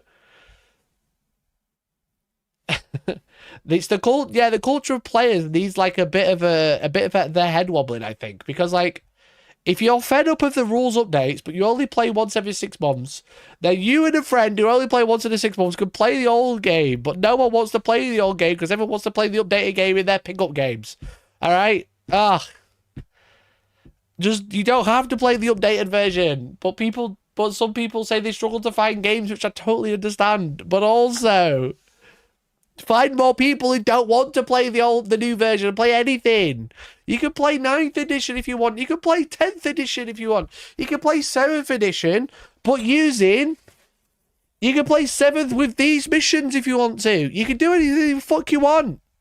For years, forever. Because ultimately, if you like a version of a video game, and let's say it's not the original version, it's like 1.3, and then you update it to 1.7, you might struggle to get back onto 1.3. But if you like 40k 7th edition, or you liked the end of 9th edition, it was the perfect game, and that's all you want to play, find someone else and that's all they want to play, and you can play that together and have a great time. But I also understand how hard it is to find someone close to do that with you. Oh, it's so annoying. It's so frustrating because everyone's so annoyed with all the constant updates, but then nobody wants to not play the updates. Make redundant purchases to stay current. And I know that this is only on books and magazines, but like it just goes deeper and deeper from here. And so like you have to redundantly purchase the same stuff over and over again in order to stay current inside of the game. And I know that there are some people that are like, oh, well, you don't have to play by the rules of the game. Well, actually, you kind of do, because when you are playing in something that is tournament ready or tournament valid, in those missions, it is equal. It is even. If you're doing a narrative, sure, maybe you can do that. But playing a narrative all the time isn't all that great. Sometimes you don't have time to do an entire narrative. Sometimes you just want to play a game and just be like, all right, even footing, let's play our armies and stuff like that.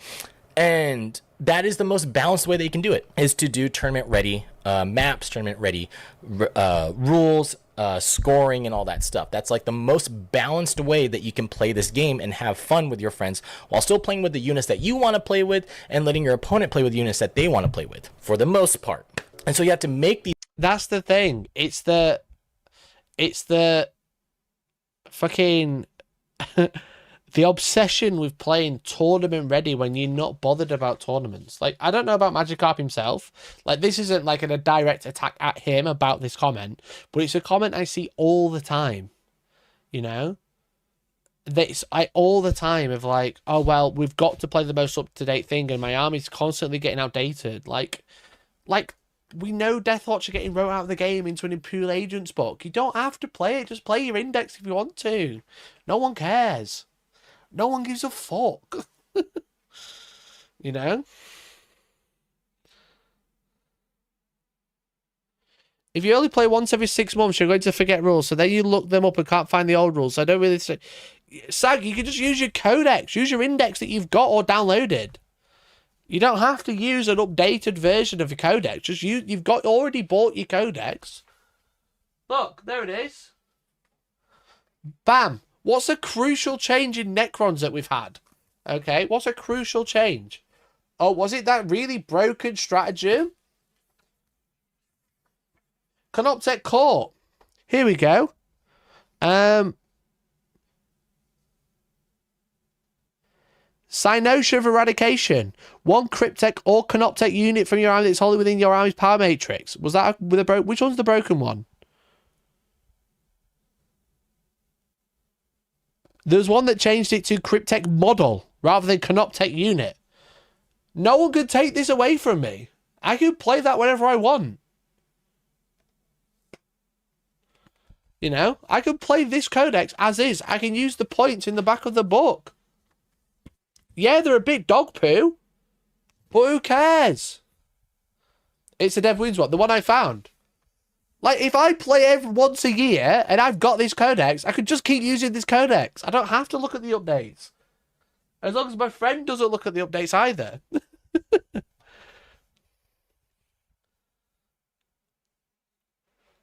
If you think that's really broken stratagem, you only play once a year. Does it matter? The other thing people don't mention is when complaining about changes, some of the changes fix a broken game. We're the ones who find the flaws. Yeah, like, people hate competitive players for all the updates, but then those same people who complain will use some broken shit against their friends. We're going to report you to GD for using the old book. It's against the law. God damn it. God damn it. these redundant purchases in order to always stay current, which means that like you're just constantly spending money. I think that when I was playing Warhammer, every single month I was spending like at least $500 just to stay current in this game, and that's through books, that's through magazines, that's through army units, that's through painting, that's through buying terrain, things like that, mats, freaking building everything. Like, not even $500 a month is obscene. $500 a month is actually obscene. Now, I think he's probably being like, he's like embellishing it a bit, but look, I'm a full-time Warhammer content creator, and I spend maybe 100 a month. You know, if that. Sometimes I won't spend. I'm thinking about buying an Iron Jaws army. All right, thinking about not spending for a couple of months to get an Iron Jaws army. But $500 is crazy. Unless you're buying the latest meta every time. Yeah, I guess so. But 500 is crazy.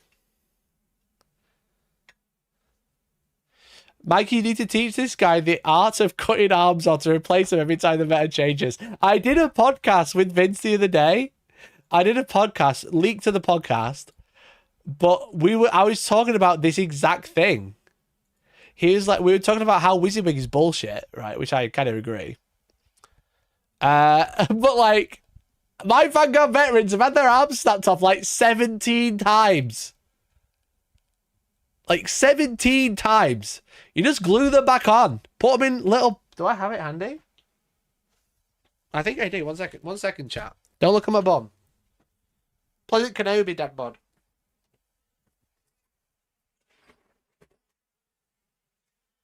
Look. This is my bit. This is my Space Marines bits box. You can sell its OG. It's got fucking Thunderfire cannon tracks in there. Alright?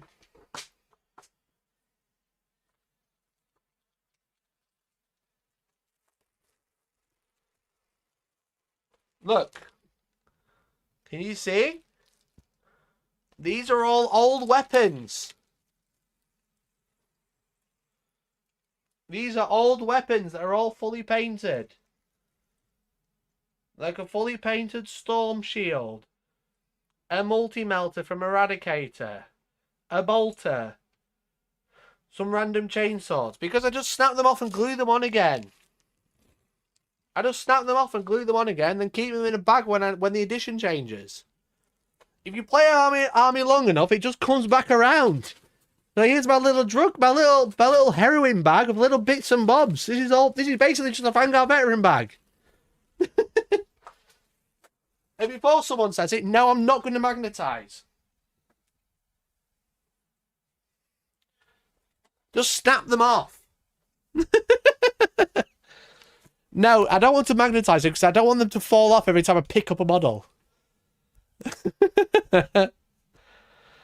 Never.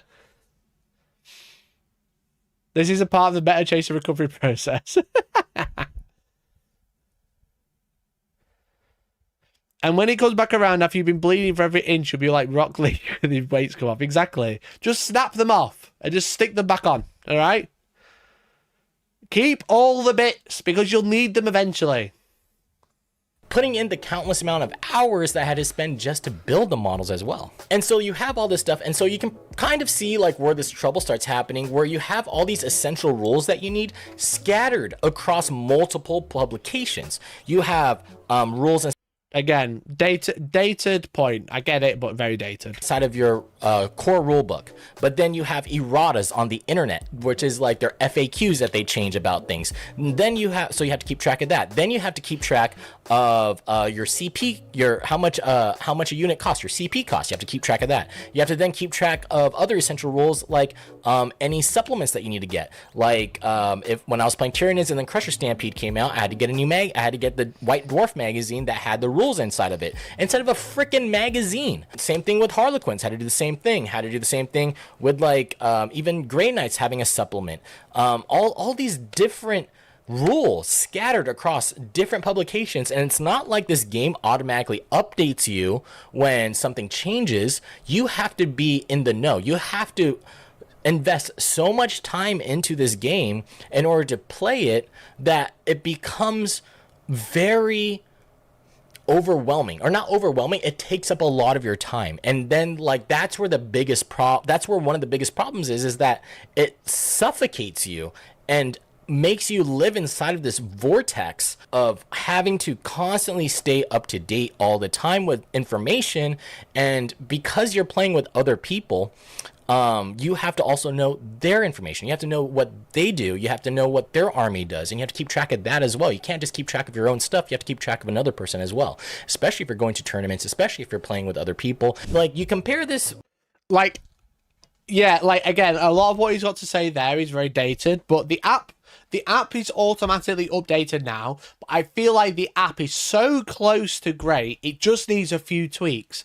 If I could make one change to the 40k app right now, is when there's a balance update and the app updates, it tells me it's updated, okay? Because currently it doesn't tell you if it's updated. It's kind of like, oh, there's been an update because we've seen, because like it's like saying, oh, finding the services are working together to get the information when you open. It's like subscribing to the data banks or whatever it's called, right?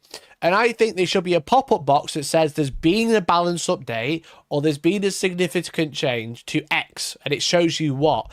And maybe even like a little exclamation mark, you know, like when you go on the app,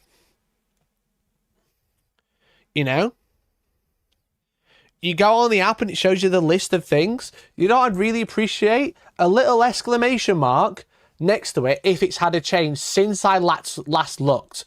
And then I click on it, and then it shows me which area that's changed, and I click on that, and then it shows me again, and I click on that, and then I can see, and it's like, this has changed. And even if it doesn't show me the difference, as long as it shows me that, like, in the app, like, since you were last on, or since the last update, here's the change. These are all the things that have got something new in there that you might need to check up. And then you click on it, you have a look at it or whatever. I'm just randomly clicking now, I don't know what I've got. It's like, this rule's changed. Now I've looked at it, I go back, and then the notification's gone. And then just add like a clear all button if you don't give a fuck, okay? Or even, when it changes, it has a button for change log, you know? Like, it's got like an extra button here, like on the bottom, or like here, like a little thing, and it's like change log, and it shows me everything that's changed, even if it's just like X to Y, because like that's the problem, is that like a lot of like Games Workshop rules and publications and balance data slates and stuff like that, there isn't a change log. That's my biggest gripe. It's so fucking annoying having to go through and find all the changes and try and remember what was there. Like, they desperately need a change log. Also, Big C, thank you for the gifted, you fucking babe. How you doing, buddy? Thanks for popping by.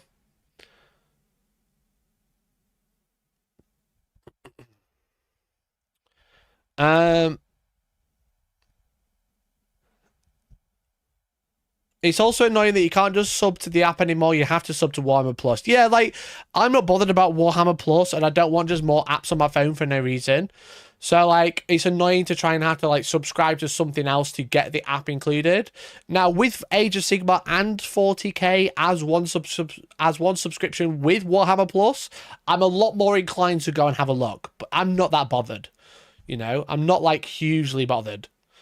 But I do agree, it is very frustrating. Hey, Des, thanks for the gift. We're 5 away from 100 members tonight. We're 5 away from 100 members. That would be very sick. That'd be very sick if we hit 100. So if you want to gift a membership, now's the time. We're only five away, which would be very cool. Warhammer Plus could be good, but as it is, it should be cheaper. Yeah, there's just not enough on there right now for, like, me to want to subscribe to it. There's not enough animations. I don't really care about the old books because I've either read them or don't care anyway. If I would have wanted to read them, I would have read them when they came out. And then, like the app, I don't really need to pay for it because I've got a list for everything anyway. And Trolley Cleaner, thanks for the 5 gifted. There we go, 100 members. I think. It says 99. There we go, 100 members. Let's go, baby. Look at that, 101 members today. Let's fucking go. Let's fucking go, boys. Thank you, everyone. Thank you. Yeah, the free model's nice. It's a nice in addition, but it's just like not something I'm going to like shout home about, right?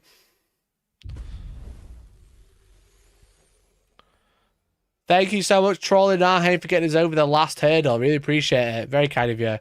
We've got a big marble stream to do tonight, chat. So if you'd like to be part of the marble stream, make sure you give to membership or super chat or join or do all of the things. We've got a whole big marbles race to do after this video.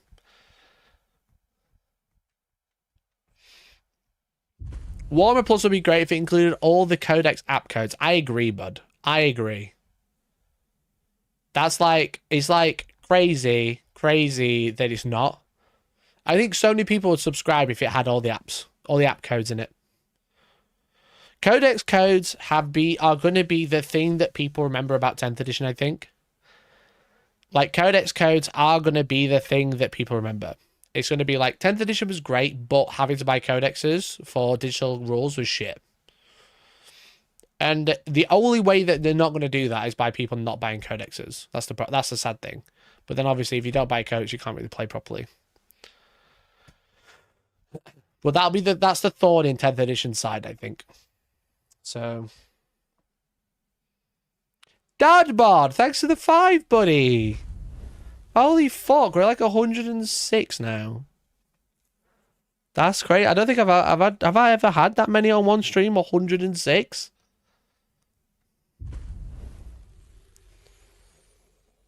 Thank you so much, man. I wish you had a way to track your games as you play, score points, remove units. Yeah, like Tabletop Battles just does that already, right? It just does it better than everyone. But they will try and steal that, I imagine. I imagine that's next on their list. They saw Battle Scribe was popular, so they wanted to make their own Battle Scribe. Next, they'll see Tabletop Battles is super popular, so they'll steal that as well. And they'll put an app code into your mission pack. Thanks so much, Dad, bud. Appreciate it. Thanks to everyone for the gifted memberships. Again, 106 in one evening is honestly crazy. Honestly crazy, so thanks so much. We're like below 400 at the start of the stream. Maybe we can hit 500 members today. Maybe. If you're feeling brave, chat. 11 away from 500. Mission packs you can't currently buy. Oh, dear. Oh, dear, oh, dear. Anyway, let's carry on. With other games that consolidate their rules into a single space that you can find, you look at something like League of Legends, and you can see like all the rules on their update page, and like it just automatically informs you like what's going on. And yeah, this is what 40k app needs, right? It'd be nice if the app had this. Hey Andy, thanks for the gift, man. Really appreciate it. Look at that, 10 away. 10 away, chat. Can we get 10 more members today? Back to 500. Instead of doing that, it's like the company is 50-50. They're like 50%, they're like, we want to sell these books, and then the other 50% is let's keep it online. And so if they want to make money, they're going to sell these books, and they're not going to stop selling these books until people stop buying them. If people keep buying these books and keep... Hey mate, thanks so much, mate. Really appreciate you. Answer Galahad, thank you so much for the gifted. Thank you, everyone. You're so kind. 8 away. Holy fuck. We were below 400. Oh, I think I'd probably cry if we hit 500. That'd be crazy. That would honestly be crazy. But yeah, he's kind of saying the same thing, right? The only way Games Workshop won't make codexes a necessity is by people not buying codexes, but you need codexes to play the game. Is it Mikey's birthday? No. Mikey needs to get that big paycheck from YouTube to pay for the wedding. No, it's my stream birthday on Monday. Steelman, thanks for the $2, man. Really appreciate you. Vespin Kill Team. You can hope, bro. I think they would have already had it. It's my stream birthday on Monday. We're doing a fun stream on Monday. It should be pretty funny. I've been doing YouTube 4 years next week. Well, full-time YouTube anyway for 4 years. Oh, hell yeah, congrats. Thanks, bud. Galahad and Sagwolf, thanks so much for the gifted. Mikey needs a big paycheck. Start paying for some meta chasing. 500 a month is no joke. Exactly. You think how much YouTube takes from me for members as well? I'm not even getting 500 a month. I am. I am. I'm getting 500 members. $500 dollars a month. But thank you. Thank you, guys. I really appreciate it. Honestly, I can't do it without you. I don't understand, like, sometimes I don't understand why people want to get members and stuff, but I really appreciate it. Thank you. Honestly, I can't thank you enough.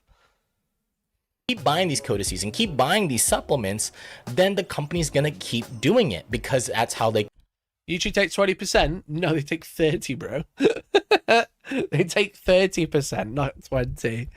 Fuck, I wish they took 20. No, they take 30% of me. Robbing bastards. make money. And you know what? In fact, I'm pretty sure that even if you stop buying it, that will make them double down. Thank you, and then mercenary. they'll still make these mate. books even more because what they're trying to bank on are the whales. Yeah, Twitch is 50%, bud. Twitch is 50% they take. These supplements, then the company's gonna keep doing it because that's how they make money. And you know what? In fact, I'm pretty sure that even if you stop buying it, that will make them double down, and then they'll still make these books even more because what they're trying to bank on are the whales of this game. That's all that they're really trying to do. They're trying to keep the whales interested inside of this game so then they can keep siphoning them for money. So you have a cost of That's a big call. Just relying on the whales. Chat, we're all whales, by the way. We're all whales. Speaking of whales, 5 members, chat, to get 500 today. Let's try and hit 500 members. Where's my whales at? Huh? Where are my whales at? Here it is. Here it comes. The whales are going to come in. I'm going to cast my line out. Nope. No biters. Okay. Worth a go. Chat is worth a go. enjoyment. There's a high cost of individual models and units. We already both know that. Galahad, thank you for the gift, man. Really appreciate it. Thanks for like 3-4 gifted now. Holy fuck. I'm going to be here all night. There's going to be like 150 marbles racist. Racist? Racing? What the fuck? What was that? There's going to be like 150 marbles racing. Why did I say that? Did I read something? Did I read someone's chat? No, I got no idea. Dadbot, thanks for the 5. And Necros, thanks for the gifted as well. Not racist, I promise. You're not racist, Dadbot.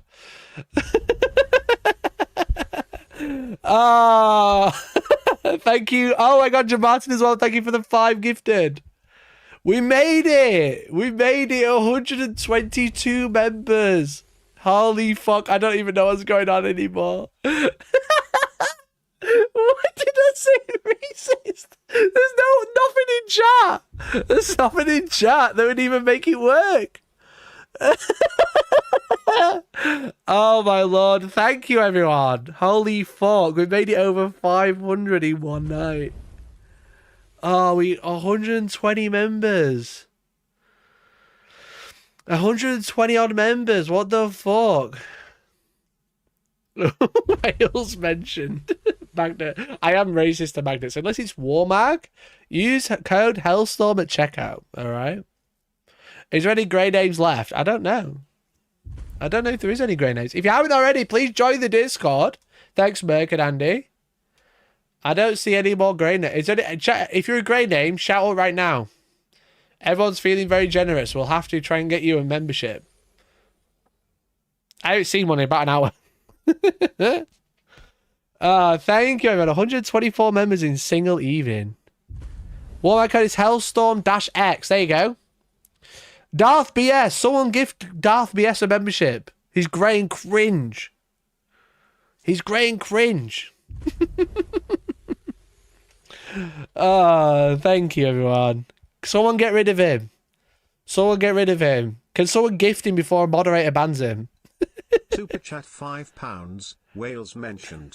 Ra, dragon, henu ladfi hadai. Thank you. 5 wouldn't. You're a star, mate. Thank you, mate. Really appreciate it. I've talked about it in the documentaries that I've made about it. There's a high cost of individual models and units.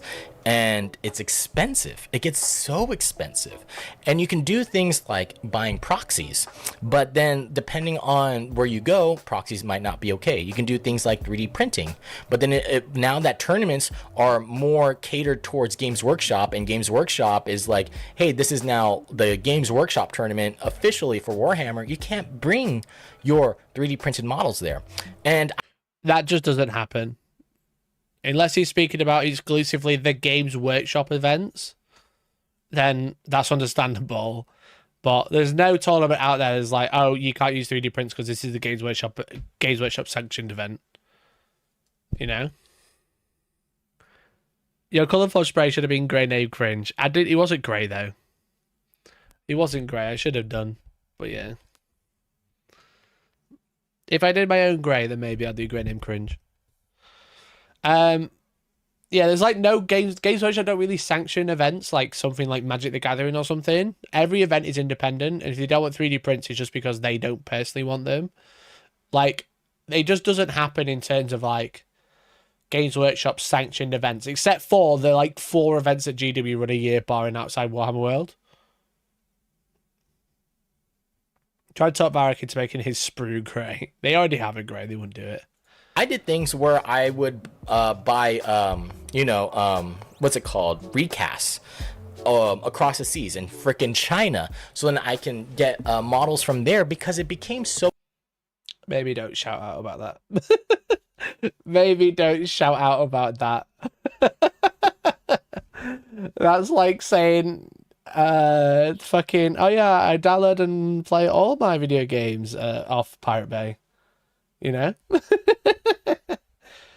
As I was saying, yeah, guys, I make videos about, like, fucking, I make videos with pirated games. Illegally. Pinkerton's en route. Yeah, maybe don't shout about using recast, you know? It's kind of like one of those things. Mum's the word. Expensive, especially when I was running Dice Check and there were so many models that we had to buy. It was literally insane how much money I would have to spend with everybody in order to even make things. And then that's not... So he spends $500 a month on recast. Oh no. Oh no. Yeah, a little bit.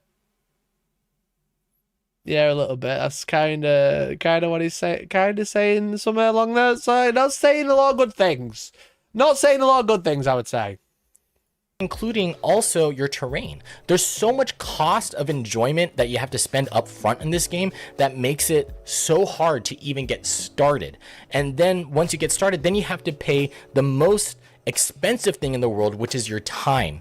And you have to spend that time in order to make these models, build them, paint them, and then play them. And playing a game is like 4 to 5 hours. And then there's also even... To be honest, Horus Heresy wouldn't be alive right now without Russian and Chinese modeling enthusiasts. Okay, you know what, Danbot? I can understand that. It's not something I'd shout about in a video, though. I'd not be advocating for it in a video. I wouldn't be going, you know what, I had to spend $500 a month on recasts. Anyone would think this guy hates Warhammer. Special edition and rare models priced even higher. So like, for example, I wanted Biovores. Biovores, I love this whole Spore Mines thing and being able to trap people places. And it was one of the most fun things I've ever done. And then I did that in 8th edition. And I saw that, Biovores were good again. Were actually very, very good because of the new rules that they had for Spore Mines. And I was like, oh my goodness, I can use my Biovores now. And they'd be fantastic. They were so expensive. Like one model costed like $35 or something like that.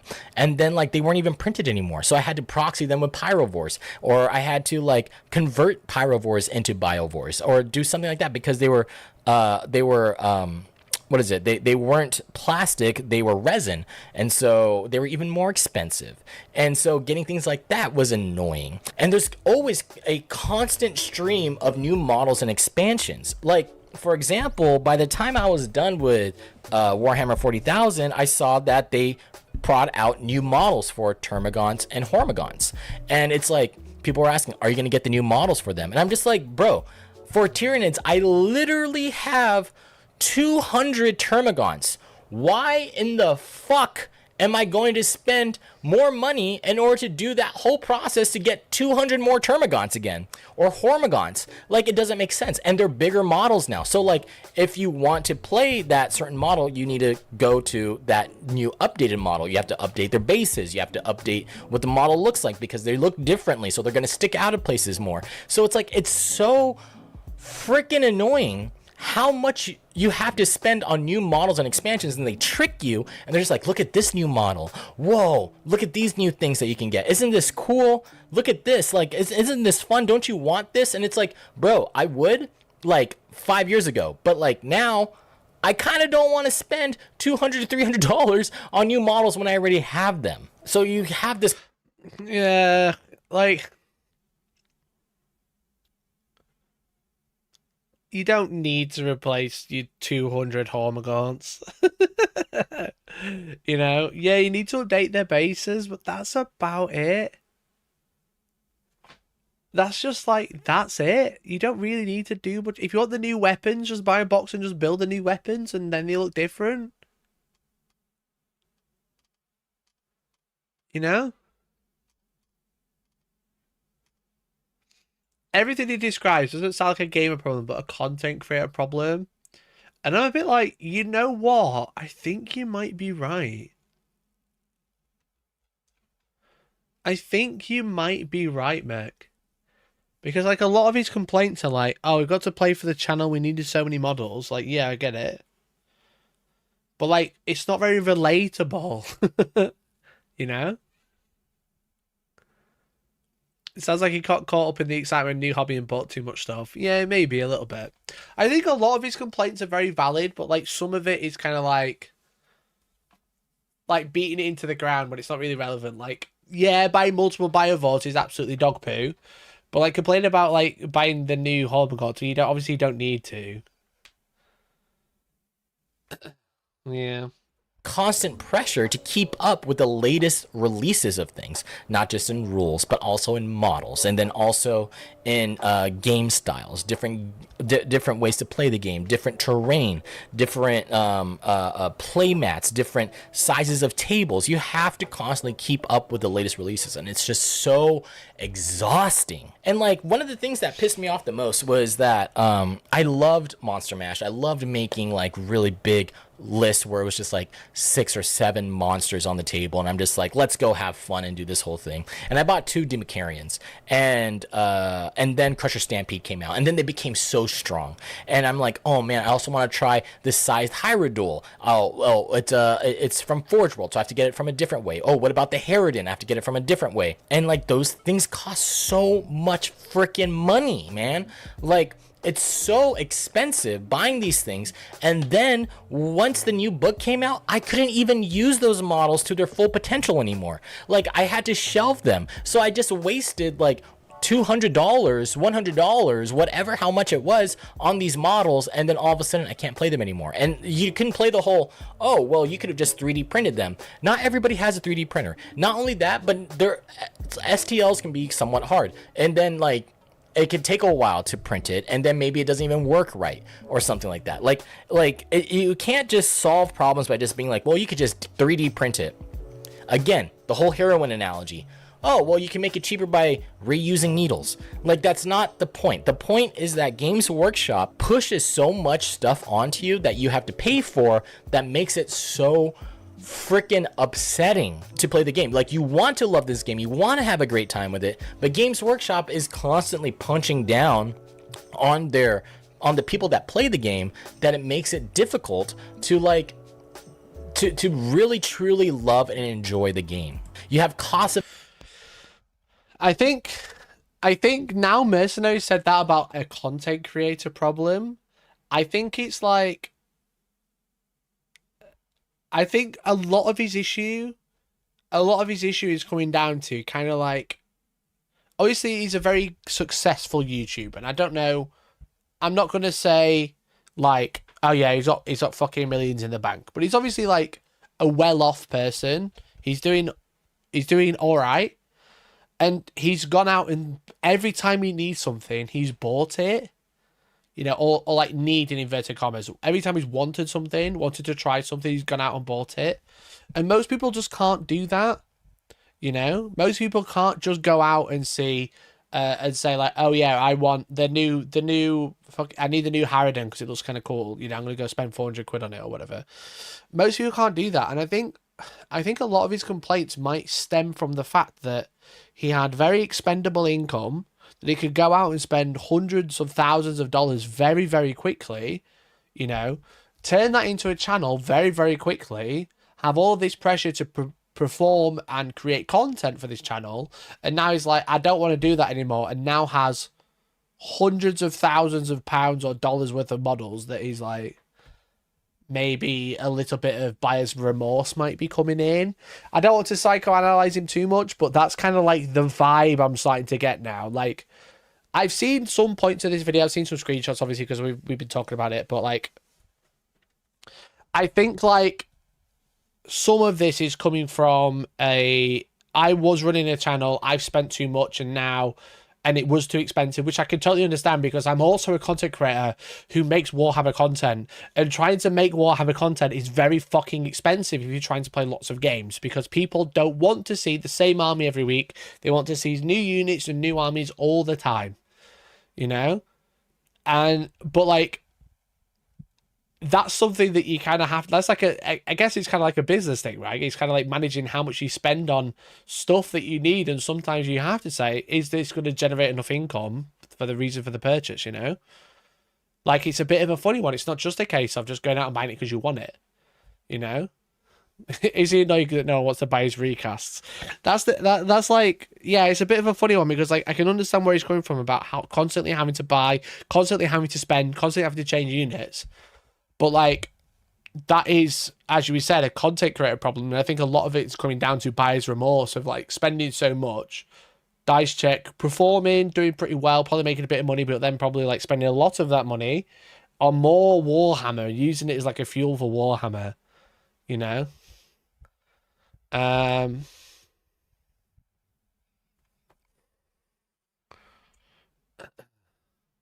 Quality content doesn't hinge on the latest and greatest models.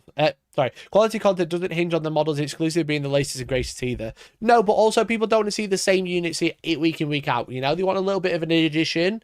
You know, if I played my Bone Reapers on Liam's stream the other night, I'm probably going to play my Bone Reapers list on another stream. But then I probably wouldn't play that same list again, like for a couple of weeks. You know, once or twice is probably okay. But then I've got to make sure I'm constantly adding to that army so I can keep changing stuff about and change it up a little bit. So I can kind of get ready from that aspect. But yeah, it's like, you didn't need to go out and buy a Harridan. You didn't need to go out and buy this. I can understand you want it, but this is a person with like a lot of expendable income, and I don't know if this is super relatable to everybody.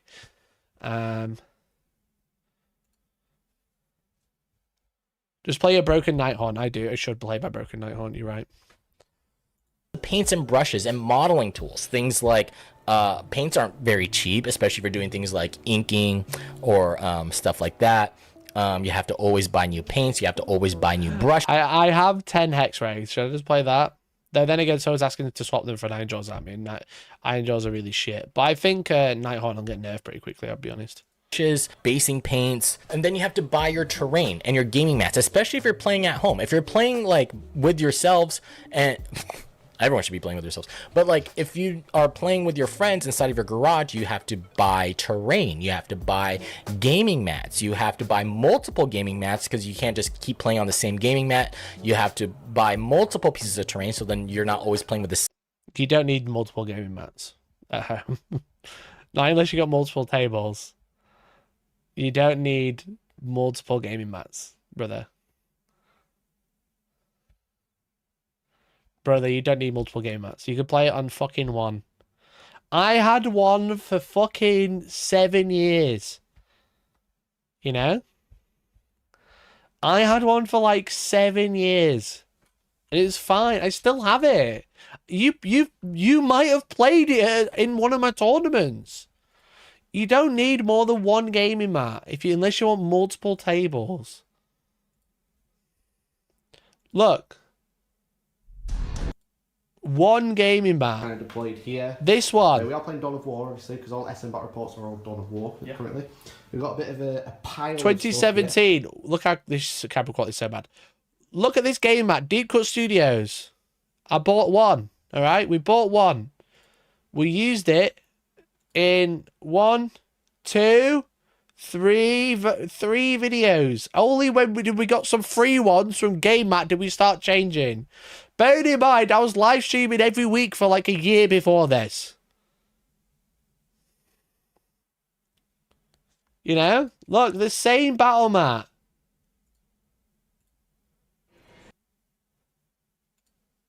Oh, I didn't have it on there. All right, shut up. Listen, that's just the thumbnail, okay? Is that the thumbnail? God, look how young I look. God, I was such a hunk. Look, the same battle mat, week in, week out, and I streamed for like 4 years with that one battle mat. Is it? Look, the same one. It's okay to use the same battle mat. Look, there it is again. I just used that same one over and over. No one gives a fuck. This one? Deathwatch versus Craftworld? God, look at the state of the background. The same one! You don't need so many battle mats. You don't need that many. What do you mean you need multiple battle mats? I was running a whole fucking channel on one battle mat.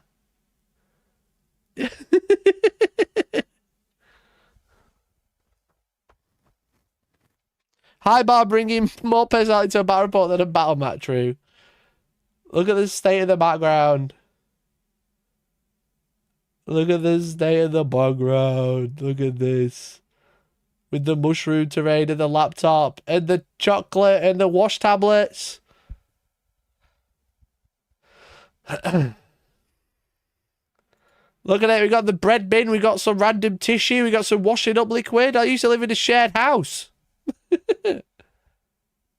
Have we just been raided?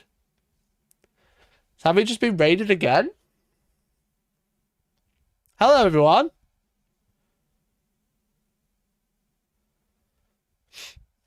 Classic Warhammer. This is how boys play. This is where boys become men. You know, with bread bins and my old Pepsi bottle full of water and the laptop and the random codex and whatever this is and the cards. Classic. Mikey saying he was a hunk when he clearly still is. Thanks, bro. Jesus, Mikey, this is a stream violates Geneva Convention torture standard. It's so long. Just because every other fucking YouTuber streams for like 25 minutes and calls it a day. So why there's no Carlsberg cans? No, we just got an iron. I still have this iron. Chad, I think this iron needs replacing. It's from 2018. I still have it.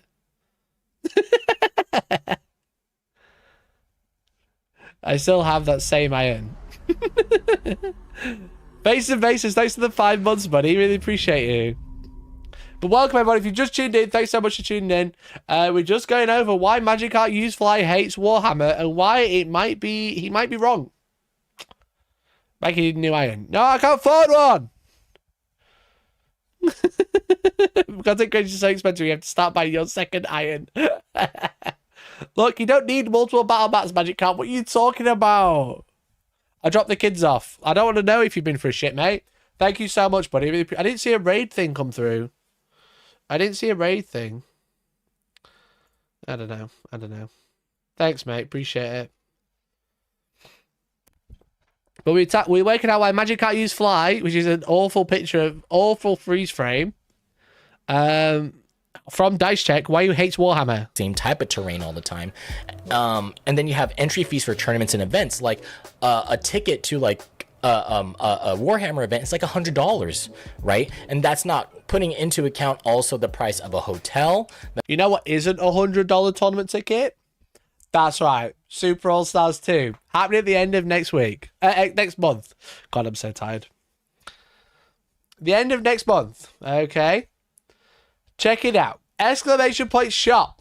That'd be cool. It's not $100. And food's included in the bright Super city chat of Sheffield. £5. 1 day work experience with Liam, and now your first stream back has had 2 raids and record gifting. Well done, Mikey. Thanks so much for the 5. Yes, I really appreciate you, bud. Next month, okay, it's not $100. It's like 70 quid, which is probably like $100, but it comes with food. All right, food included. This whole stream has been one long plug. Yes, it has. You've been on biting my little mate talk. Bit of that.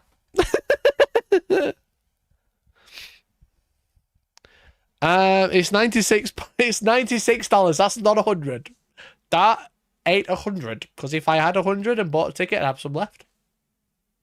You do spectators? Yeah, pop down, mate. Come say hi. You missed my amazing promo?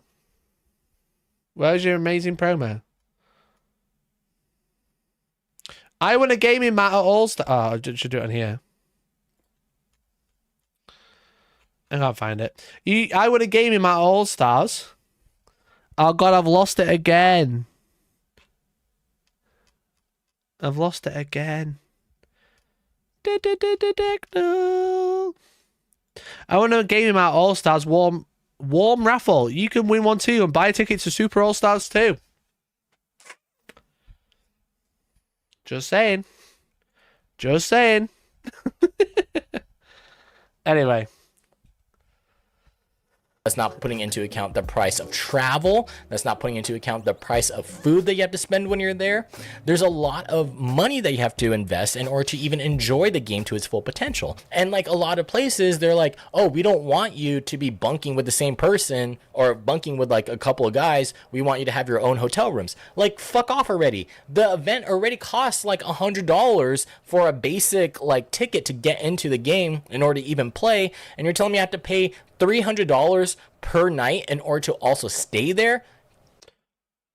Who's telling him to stay in a separate room? What? What? Food that you have to spend when you're there. There's a lot of money that you have to invest in order to even enjoy the game to its full potential. And like a lot of places, they're like, oh, we don't want you to be bunking with the same person or bunking with like a couple of guys. We want you to have your own hotel rooms. Like, fuck off already. Who's saying that? Who's saying you can't bunk with your friends? What?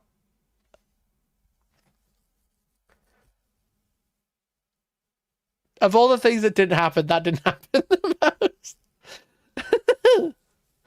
The overlords at Games Workshop say no homo. No homo. No homo. No homo is actually the first rule of the GW rulebook.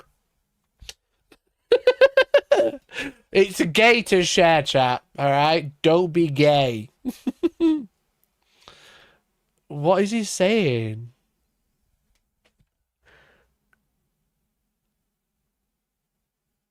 What's he saying? This is just bollocks, isn't it? What is he saying? He can't share. Who's going to a tournament and saying, "Oh, actually, you're not allowed to share a room"? Who's going to say that? This seems like someone had a bad time and now making it everyone else's problem. Yeah, literally. What event is telling him he's not allowed to share a room? Was he trying to get like 20 people in a room for 2?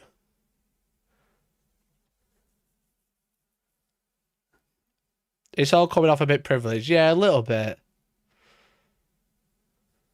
Don't tell him about Jamasi Bagucha in bed. Gay. Gays not allowed in no gays in Warhammer. All right? Don't quote me on that. Don't clip that. No gays in... No homos. Warhammer said no homo events. He's been spending time with Andrew Tate. Event already costs like $100 for a what basic ticket bro? to get into the game in order to even play, and you're telling me I have to pay $300 per night in order to also stay there? Get the fuck out of here. Get the fuck out of here. Yeah, like, Magikarp, I love you, but get the fuck out of here. No one said that.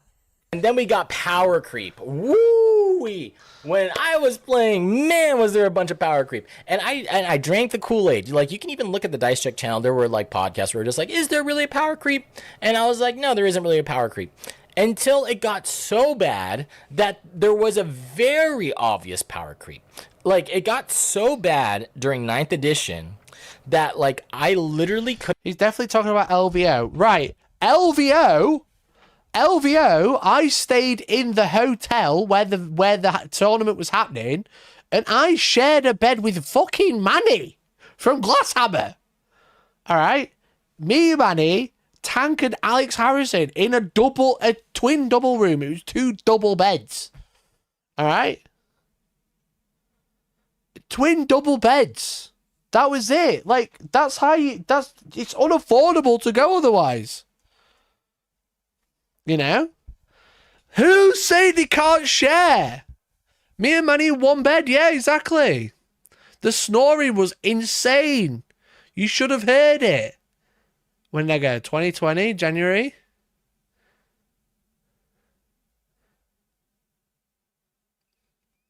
You should have heard it, chat. It was awful. I'm trying to find a picture. I definitely have one.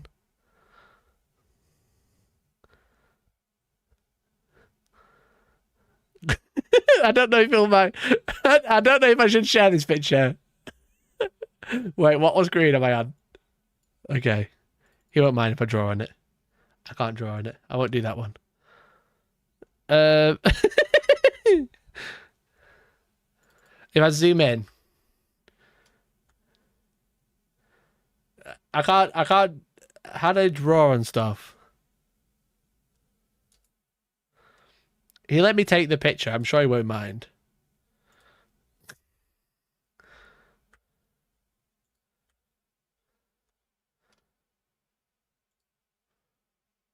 I'm trying to make him more modest. You know? I'm just trying to make him more modest.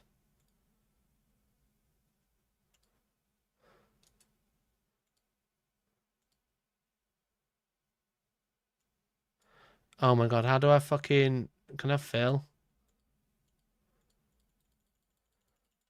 How do I fill? God damn it. Solid fill. There we go. There we go. I can share this. This is fine. We're chilling. 2 bros chilling in a hot tub. You know what I'm saying? We were having a great... I was just covering his chest up. That's all. I'm trying to make him more honest. We're having a great time. Who says you can't share? Who says that? Actual bollocks, bro. Actual bollocks. Copium. Copium.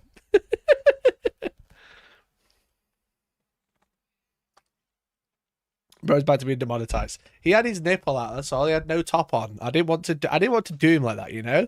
I'm a brother. I don't want to do it like that. But yeah, we had a great time. We shared a bed. We did lots of fun things. We had a great time. I'm trying to find if there's any other pictures I want to share, but not the most of them are about the game. And other ones I probably really shouldn't share will get demonetized. Free the nipple. Exactly, YouTube, free the nipple. Anyway, fuck knows what he's on about this room thing. Didn't play the armies that I enjoyed. There was an imbalance in game mechanics constantly. Like when Tyranids came out, when the new book for Tyranids came out, holy shit. Like they were so overpowered, I couldn't even play my army without feeling terrible. I couldn't play my army with anybody. Even when I made a bad list, like a really bad list, it would still dominate because there was just so many tools that I had. You take that codex and you compare it to something that released in the very beginning like Space Marines, and it's so obviously overpowered. And there were so many imbalances in game mechanics. Like Tyranids were so overpowered I couldn't play them without feeling bad. Harlequins were so overpowered when they first released in this new edition, or in 9th edition, that I felt bad playing them. I felt bad playing Slanesh after a while. I felt bad playing like Chaos Demons. I felt bad playing like any of the armies that I enjoyed playing, even like Grey Knights. All 4 of those armies that I had were so overpowered. It was upsetting to play these games because they were so imbalanced. Like, the game would literally last one round and then my opponent would give up, and it sucked. It really sucked. It took all of the fun of this game and tossed it out the window. And then, like, constantly, I know he said even if he built a bad list, but he did also say that every time there's a new update, he went and bought every model for the list he wanted. You know?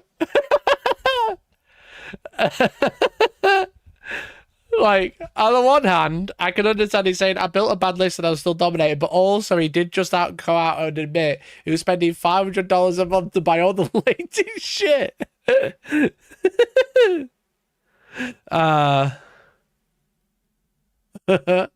you have newer models and units being so overpowered. Like, what is it, Eradicators. When Eradicators came out, so overpowered, they would just nuke something so fast, and it was just so annoying to have to deal with because there's nothing you can do about them because they are so overpowered, and that's what they kind of do a lot. And so there's a frustration with constant Were Eradicators any good?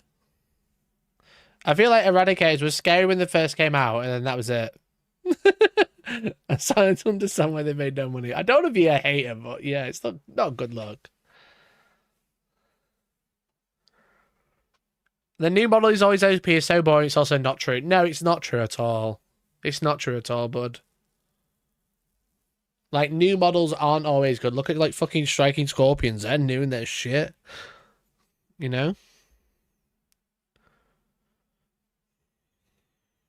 balancing of the game where they'll go through like a month or 3 months of having the same rules, and then they'll change it, and then you have to like pray to the gods whether they're going to actually fix it or they're going to put a band-aid on it, and then it's just like a little bit better, but really it's not. And so there was such a huge amount of power creep in this freaking thing. Like Harlequins, it went from, oh, they had they had the gift from the laughing god, which was like you get to reroll a saving throw. Now, no one could really argue against it. This is true. You know, Striking Scorps aren't new. They have new plastic models, bro. Infernus Marines are terrible. Yeah, true. Deathwing aren't that great. Crew are okay. There's nothing that's really like super broken on release now. Again, like a lot of these videos very dated, and whilst it's not like that now, it could definitely change in the future, but right now it's hard to take it like crazy. Cheers, Jace, appreciate it. But yeah, like no one can argue with like the Harlequin's power creep, because that was bullshit, honestly, and the time he's talking about was bullshit or something like that. And it was cool. Like, it was a cool mechanic that was very specific to Harlequins, and it made sense, and I was like, man, this is really cool, but it was so overpowered. And so what they did was they kept knocking it down and down and down until eventually it became basically useless, and then like that mechanic is gone.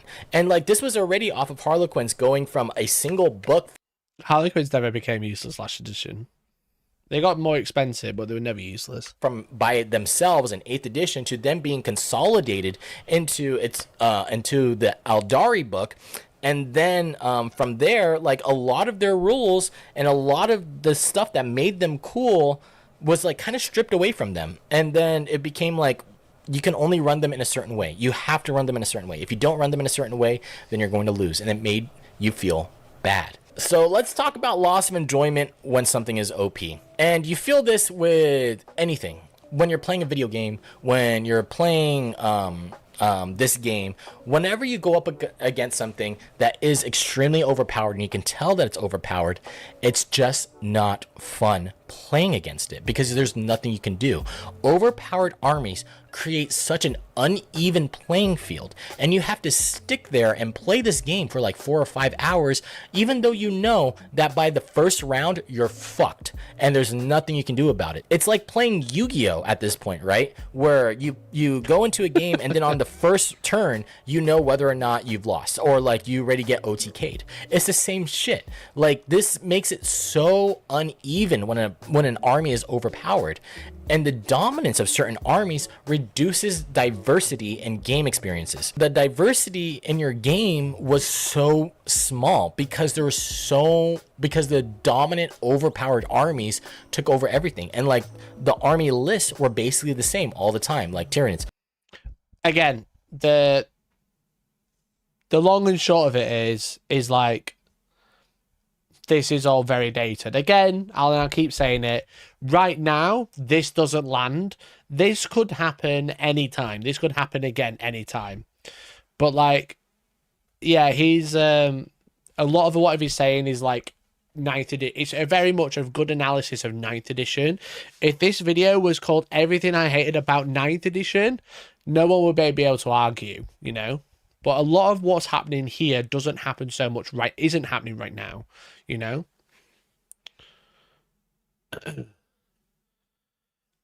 He's a Yu-Gi-Oh! Boomer, red alert.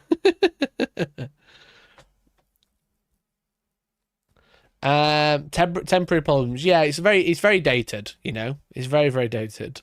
He's a third-rate duelist with a fourth-rate deck. Brilliant. 2 Harridans or 1 Harridan, gargoyles, a winged hive tyrant, or a walking hive tyrant, and then some little creatures to go do your bidding in order to go grab points. And that was basically how the game was played. And it sucked, and it was boring, and it wasn't fun, and I felt bad whenever I played Tyranids, even if I brought like a non-conventional list, and it felt like crud all the time. And then matches become less exciting and more predictable. Like in this game, we said that round 3 was the backbreaker turn. Round 3 was the turn where the game is decided on who is going to win and who is going to lose, and you have to decide how many points can you get out of this game to squeeze out in order to not make the loss so detrimental to you. But when 9th edition came out, it became more like round 2 was the backbreaker turn, because it was so alpha strike heavy, and then it became beta strike heavy or whatever. Like round 2 was very, very pivotal to a game, and round 1 doesn't really take that long. Round 2 probably takes like the longest, and that's when you decide, oh, okay, I'm fucked. Or I'm not fucked. Something like that. And so there was a lot of frustration among players facing overpowered armies. Imagine having to go up against something and like it is immediate on whether or not you're going to win or you're going to lose. Like you put your Necrons on a table. Remember, like 9th edition started off with Necrons and Space Marines, and Necrons were cool. And then Necrons came out, and then you put up Necrons to Tyranids in 9th edition. There's no game there. There's literally no game there. Like, there's nothing that Necrons can do that can fight off the Tyranids player unless the Tyranids player is dumb fuck stupid. That's the only time it works. If you're Yeah, like, this is why I played fucking AOS for a year, to be fair. He's right. He's right. It's just not right now. He's not correct anymore, currently. That's the problem, I think. That's the problem. I think a lot of people are like kind of saying, "Oh, this guy's wrong. He's talking shit." I think his experiences are very valid at the time. It's just like it just feels like it's an argument that's like a year old. You know? I think his arguments are just a year out of date. You know, buying white dwarfs, buying multiple codexes, armies being crazy, all happened in 9th edition. 10th edition, we had Eldar at the start of the edition. You know, we had probably that was probably like the most extreme example was Eldar. But like since then, it's definitely balanced out a lot more. So, yeah. I was on his side at the beginning, and a lot of it, what he said, I agreed with, but a lot of it's coming like the hotel thing, really weird. But then it does seem to be coming from like a making content for Warhammer problem. If you're smarter than your opponent by leagues, then yeah, you can win it. Like anything, like you can always outsmart somebody. Yeah, Custodians as well. But if they're playing and they're like at the same mindset as you, and they're just as smart as you, or like, you know, they're playing the same level as you, you're going to get fucked and you're going to lose, and it's going to be hard. And so that's why there was so much frustration among players who were facing overpowered armies. And because of that, there was such a huge negative impact on the overall community and player morale. And this happens every single edition, at least from what I've heard. The edition starts off really, really well, and then it ends off very, very poorly, and the player morale goes down. And that's the cycle that keeps happening with this game. I'm not going to lie. 9th edition 40k right at the end was fucking sick. 9th edition right at the end was fucking goated. Everyone loved it. He finished his logical arguments ages ago, and now he's rage baiting. Yeah, I think so. So it's fine. You know, we've all done it. I think his tone and the way he presents the argument loses me instantly, and I face a lot of OP armies, and I can't even relate to a lot of what he's saying. Yeah, it's just going from like a... Trying to play competitively is difficult, especially if he's trying to play all of the armies competitively, trying to run a channel, trying to do a podcast, trying to do whatever behind the scenes. I think it's just all got on top of him, and now he's just left with loads and loads of Warhammer and is annoyed about it. I drank the Kool-Aid and I was like, hey, you know what?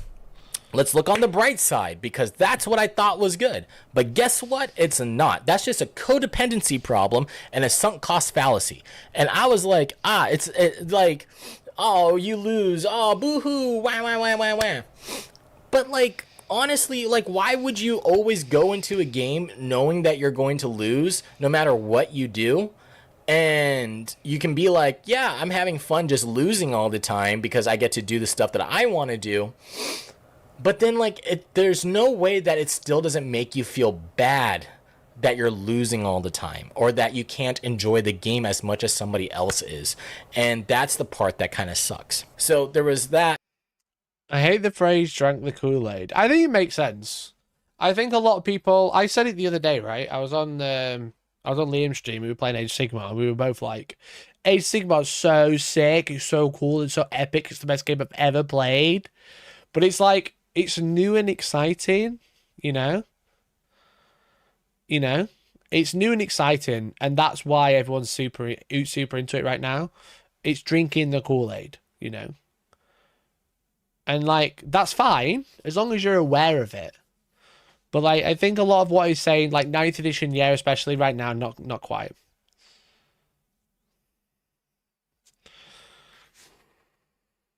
Skill issue, plus you can enjoy the game while you lose. I only ever lose. He probably felt better after he recorded the video. Man needed to vent. Yeah, I think so. Yeah, I think it's definitely just coming across as a big vent. Loss of enjoyment when everything's OP. Limited variety in tournament play and casual games. It's probably like the same thing that you're going to see at like any video game event, like any esports event. There's like the meta characters, and you're always going to see the meta characters around. That's how it happens with everything. However, with Warhammer, it's worse because there is such a huge investment in not just money, but also in time. Which leads us to time consumption. There is a lengthy, there's so much time that you have to spend. Do you think the current AOS buzz is from hype rather than personal experience of the edition? I think a lot of it is coming down to like new hype, you know? I'm really enjoying it. I'm really, really enjoying it. Oh, no, wrong one.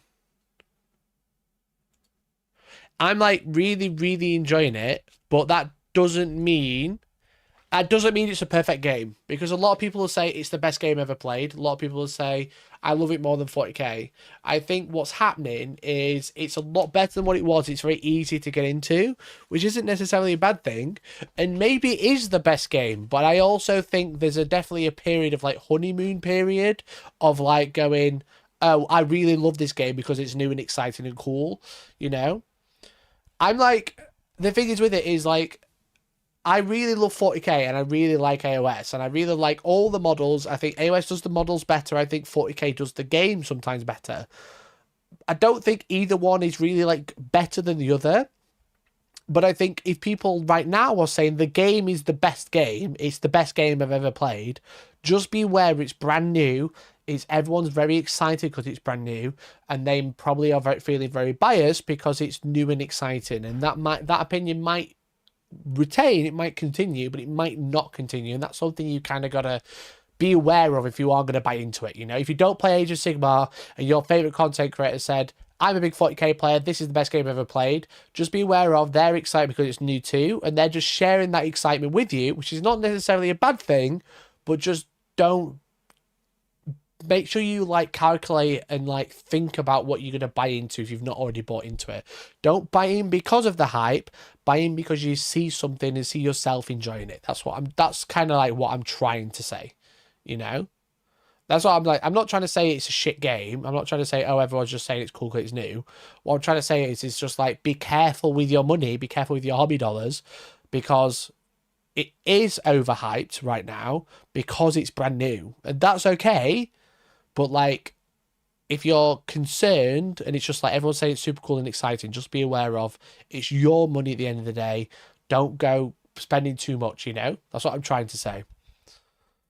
So I personally think Age of Sigmar is a great game, and I've played Age of Sigmar for many, many years. I've always played more 40k, and Age of Sigmar 4 does seem like a pretty cool game. I've really enjoyed it. I've not really played 40k since Age of Sigmar 4 came out, but it's brand new. I'm very hype about it, but it's new.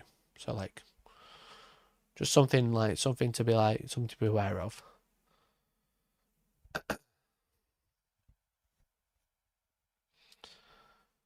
What is it that you think 40k does better than AOS? Big AOS, I prefer 40k missions. You know, I think Age of Sigmar missions, I like the underdog mechanic. I like the twist, but it's just like hold 1, hold 2, hold more. A lot of 40k games, 40k missions, I like that, but I like the secondaries. I like the constant battle of secondaries. The battle tactics are a bit hard to do sometimes, and they can feel a bit samey. Everyone takes Caesar Center, and then they grab the terrain, then they take the unique one, you know? Yeah, 40k definitely does need a breath of fresh air, you know? I'm going to go and look at something different. Okay, fair enough, mate. Have fun.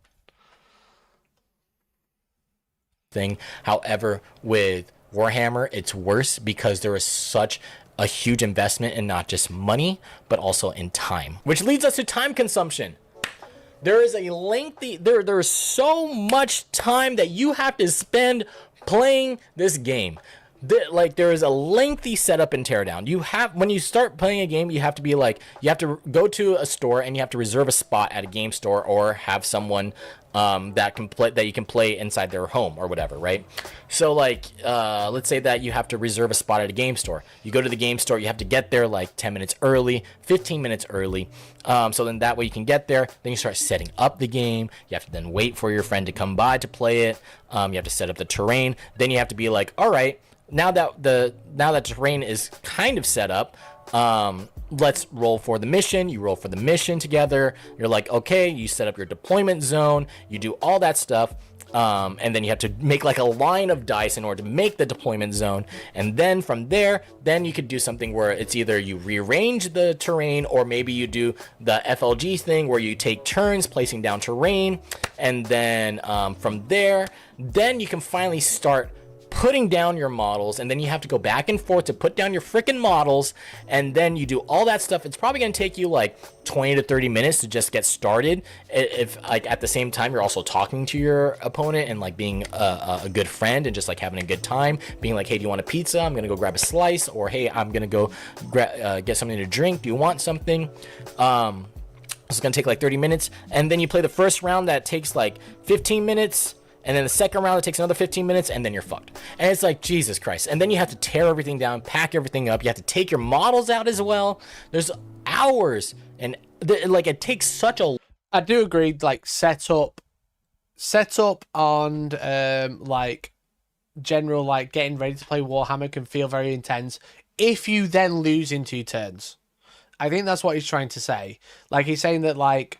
games are supposed to be 3 hours long, and then you get fucked in 2 turns. That's obviously coming back off what he's just said. But, like, I think in general, I think 40k probably is just too long right now. Personally, I don't know how they speed that up without just making smaller games. I think that's, like, the big appeal for, like, Spearhead. Like, Spearhead's been really exciting because it's very quick to set up, very quick to play. I do think Warhammer is still too long. I would love to see a Warhammer game last an hour and a half. Like a full Warhammer game, an hour and a half to 2. Maybe 2 at a push. 3 hours or more is a very long time. It's a very big commitment, to be fair. You know, like, if I want to jump on League of Legends and play a couple of hours, I can play a couple of hours after work from 6, and then it's 8 o'clock and I've got the rest of the evening to myself, you know? Whereas, like, with Warhammer or any war game, it is a bit like, it is a very much a time-consuming thing, you know? It's like travel, as he says, like traveling, setting up and stuff like that can take quite a while before you even start playing and actually rolling dice. And then it's like back down and leaving again. And it's a whole evening all the time. You know, if you're gonna go play a game of Warhammer, it's like you go from work and you're there until 11 o'clock. It is a very much like a very big time investment to go play. But I think his overall complaint of like having to set up, oh, I'm having to play pizza and stuff like that, is his complaint is you have to do all that and then lose very quickly. That's his problem, you know?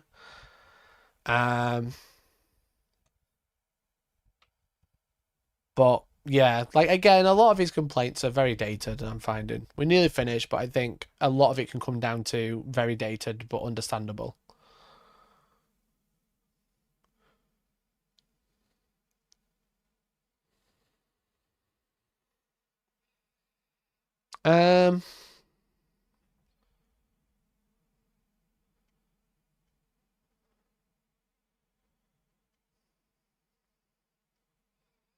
You know what? I won't fault you for that. I think that's a pretty reasonable take. Yeah, don't get me wrong. I really like Age of Sigmar. I think the missions are decent. I'm a bit gutted that the missions are like old missions. I like the underdog mechanic. I like the twist mechanic. But I think the card deck is fun. That's why I like Spearhead a bit more than Age of Sigmar 4, I think. His point is getting lost in the rant. Yeah.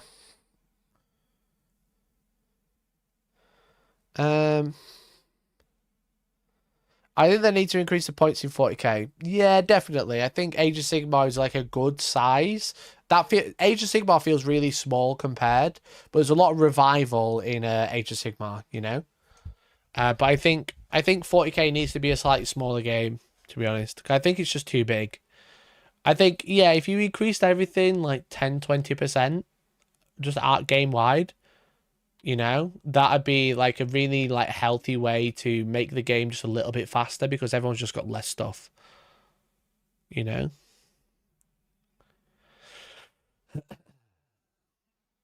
Because like my Age of Sigmar army went from like 1200 to like 1600, which is like quite a nice rise. It just meant I needed to paint a couple more units. It'd be a lower buy-in for people to play a new army or play Warhammer in general, from Combat Patrol to whatever. And it just means you would play games faster because you just don't have much stuff to play with, you know? Like, I think there's a bit of a problem in 40k with, like, alpha strikes, and if you have, like, super efficient units that you can just lose stuff very quickly and lose loads. And I think that's why a lot of stuff has got very cheap. But if you look at, like, AdMech, which are running, like, 200-odd models a couple of weeks ago, it's just actually crazy. Where Age of Sigmar, which is, like, a horde fantasy battle game, which has units and units of infantry, you got, like, 80 models, you know what I mean? Less stuff means less GW profit. Yeah, but also it means more people might buy multiple armies.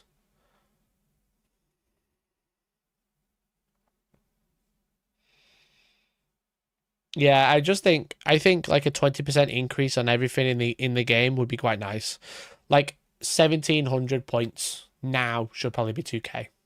Because I think there's a bit too much on them. But when I play Space Marines, I got like fucking 50 infantry. It's actually wild. You know what I mean? Like 50 models. But people might want to play... Yeah, people might want to play their entire collection, but like a standard game shouldn't be their entire collection.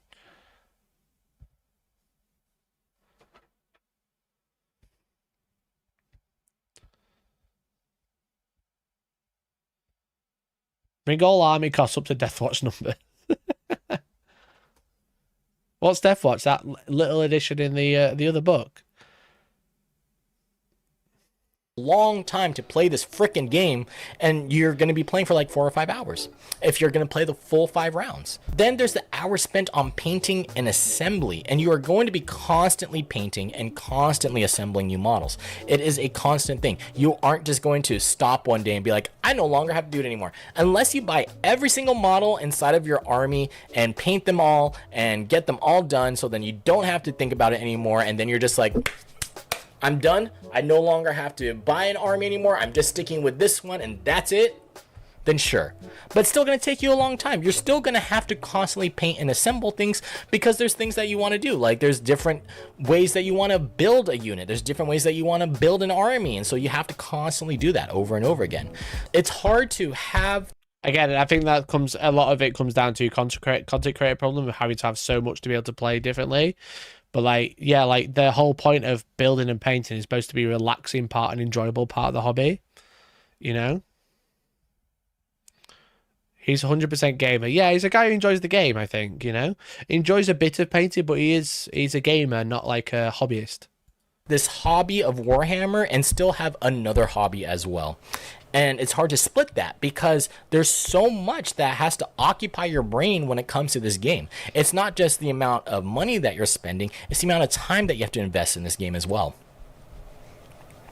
Like, when I was playing that, I couldn't do things like make films. I couldn't do things like read books because I have to read all this other stuff. I have to get ready for my game this weekend. I have to do this. I have to paint this. I have to build this. Like, there's so much crud that you have to do with this game that it's hard to like just constantly not think about it all the time.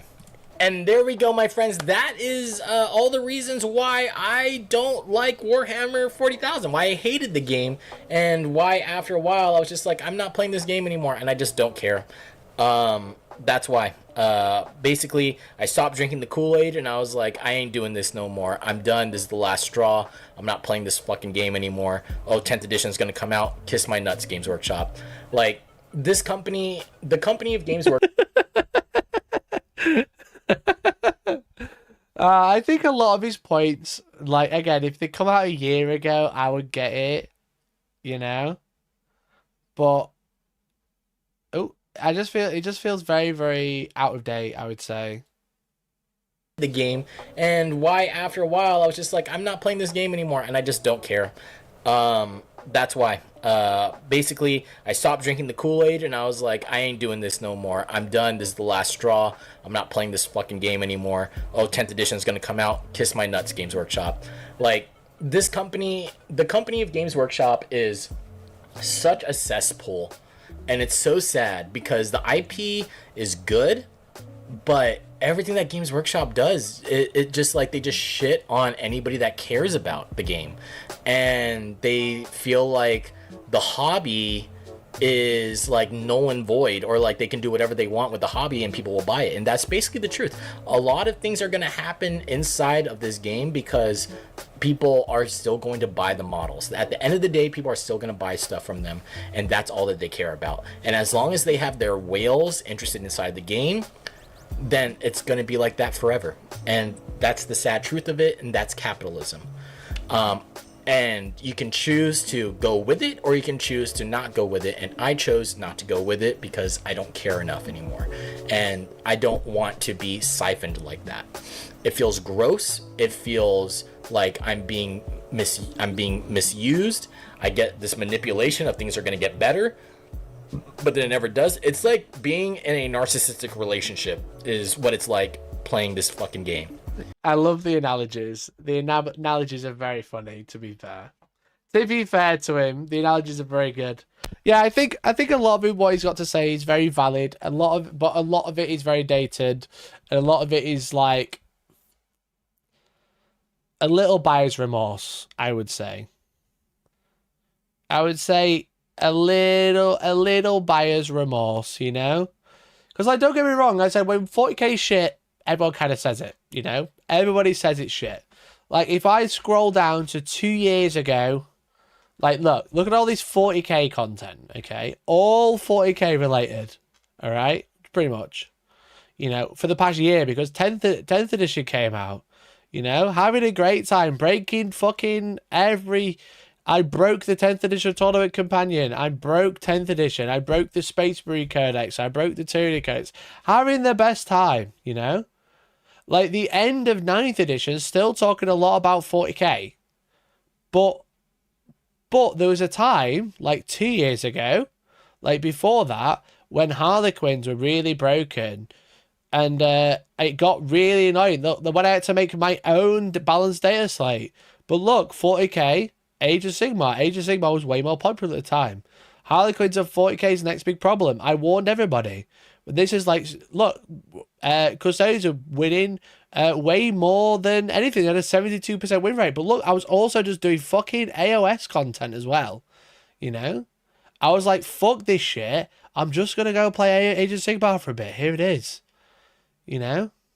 I was going to make 3D printing content. My most viewed video was during the time of fucking dogshit 40k content for dogshit 40k armies.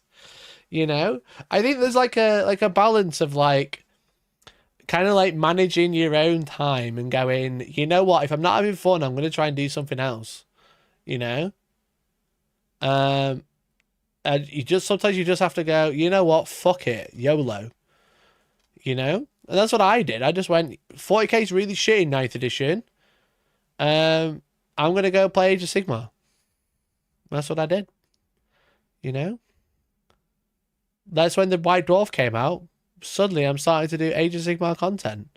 Suddenly I'm saying, don't buy the competitive fucking field manual. Here's a battle report. Here's some fucking... some random fucking stats and going, this is shit. Maybe the community needs to do something. I think that's okay. Like live streams as well. I was doing a lot more Age of Sigmar live streams 2 years ago. It's going to take me so long to get there because I streamed so many times.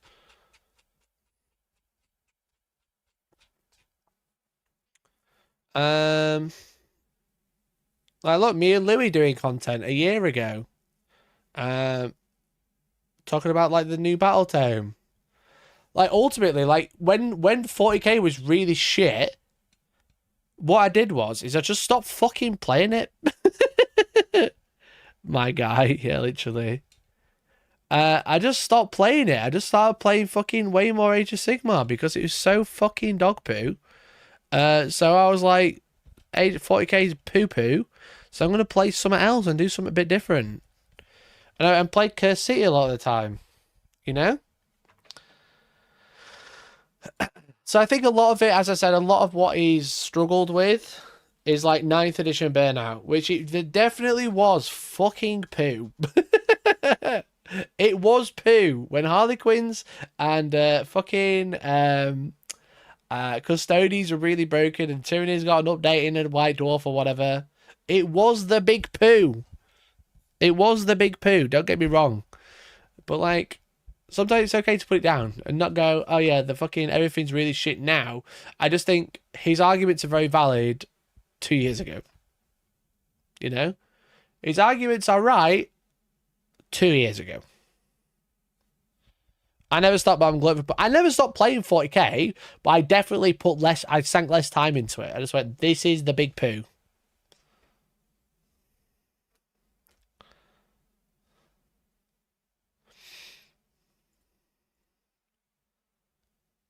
What advice would you give someone trying to start a Warhammer channel? If you haven't started already, my advice would be make multiple videos before you launch. That's what I always tell people. Make multiple videos before you launch and launch them all at once. Because if someone likes a video, the first thing they're going to do is look for another video. And if you don't have one, they'll never watch you again because they've already forgot about you. But in general, don't do whatever a fucker else is doing. All right? Don't do what everyone else is doing. Don't fucking make a unboxing the latest box that came out 4 weeks ago. Don't go, fucking, I don't know, just fucking, painting the new thing that came out 3 weeks ago. Do something different. Do something completely different. You know? How can you make a YouTube video that's got Warhammer in it? That's what I'll say to you. How do you make YouTube videos with Warhammer in it? Because everybody makes Warhammer content, so no one cares about your video, I'm afraid. Harsh truth. No one gives a fuck. But what people do give a fuck is about an interesting video that's got Warhammer-related stuff in it, you know? Don't just go, oh, I'm painting this. Oh, we're playing a battle report. Don't do that. You don't get anywhere. That's my biggest advice. Sorry if it's a bit harsh.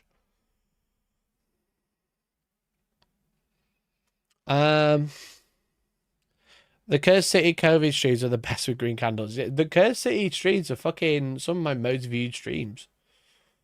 But yeah, Georgie was gutted when her vampire hunter died. That's what I love kid. Look, second most viewed live stream. Me and Georgie playing Cursed City. 1 to 3, and then each. God, the quality camera is so bad. It's got so much. Imagine if I had PTZ on this. It's not massive, but it's also not tiny. So they. You know, with my unpainted models as well. Not a bad stream. Not a bad setup. Like, I had the nice candles on each side. Real candles. Real candles. They fucking... We've not used them since. We did alright, to be fair. We had a great time. I did miss it. It's a great game. Georgie should play more Warhammer games with me, but she hates them. And she hates me, and she hates you, chap. She doesn't, I'm joking. She lost Yeltsin, I remember. He died, and she was really gutted. Because she rolled like a 1 or something on a d20. But yeah, that's like one of my... some of my most viewed... my most viewed live stream is Georgie, the giant fucking vampire in the sky. Good times. At least you love my boyfriend. I do love my boyfriend, that's true. My most viewed battle report was that one. With Tank, a long time ago. Brand new 9th edition battle report. And again, what was this one? This was Alex, maybe? Yeah, it was with Alex. Cute. We used to have 2 dice boxes, so we didn't have to touch. Long time ago. Anyway, chat. That's been my analysis on Magikarp's arguments. Bro, it's okay. It's not homo to share a hotel room, okay? Did you play the expansions? No, I never did anything with them. I'm gutted that Old World Challenge video hasn't gone viral. I hope you consider doing another one. Yeah, definitely. It was very fun. Yeah, the challenge painting video didn't do very well. But it is time for marbles. I've got so many marbles things to add. So if you want to ask me anything, you want to chat about random stuff, now's the time. Because I've got, like, hundreds of names to add to a marbles stream. Literally hundreds of names. So if you don't know, because we hit the member goal, as you can see, we're over 500 members now. I'm going to be doing a marbles race for everyone who's super chatted or be gifted a membership tonight, or become a member themselves. So I've got to add everybody's name. So now if you want to ask me anything, now's the time, because I've got to spend time putting them in.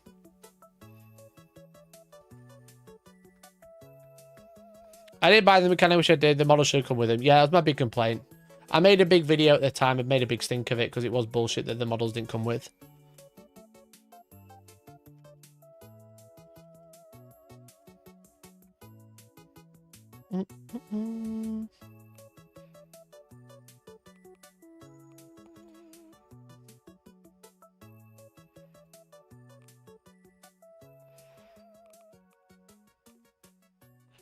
Right. So basically, I've got loads of names I've got to add right under here. Okay. And hopefully everybody gets added in, because sometimes it doesn't work. So I've got to add everybody's name in. We got so long. So we got Papa. And then Des. Don't be racist against the marbles. Merc. Papa with 20. 1, 2, 3, 4, 5, 6, 7, 8, 9, 10. 1, 2, 3, 4, 5, 6, 7, 8, 9, 10. And then we had a radio. John McCardle with 21.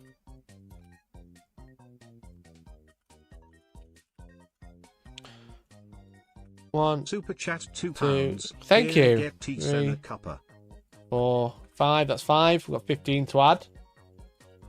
Yeah, we've got over 100 members to add, so we're going to be here a while. 1, 2, 3, 4, 5. 1, 2, 3, 4, 5. Another one. 1, 2, 3, 4, 5. Okay. Manual entry names and not using Notepad is savage, which proof it's not pre-recorded. Yeah, I should probably keep more track, but I obviously wasn't expecting 124 members. Do you like Demon Slayer anime? Are you happy to build up to the Infinity Castle arc? I haven't. I'm a bit behind with Demon Slayer. I've watched What have I watched? I think I watched Up to the Village and I stopped watching. Bam! Thanks for the 13 months. The gossip was the chat with Magikarp.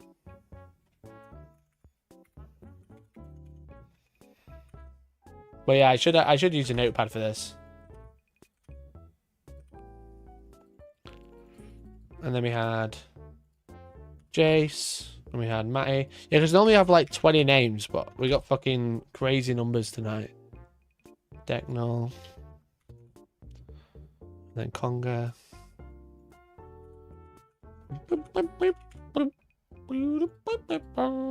We're doing alright there. Popcorn.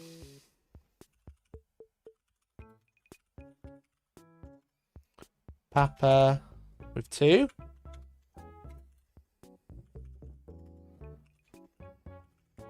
Close enough. This is going to be absolute mayhem. It's going to be awful, mate. Free radio.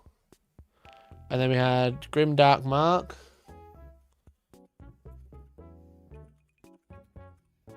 And then we had Castellan.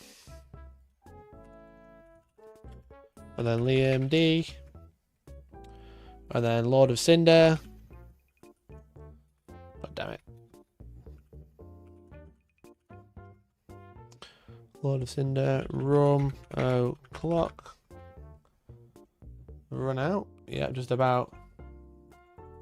Nearly there. Nearly there, chat. We're about halfway through the stream.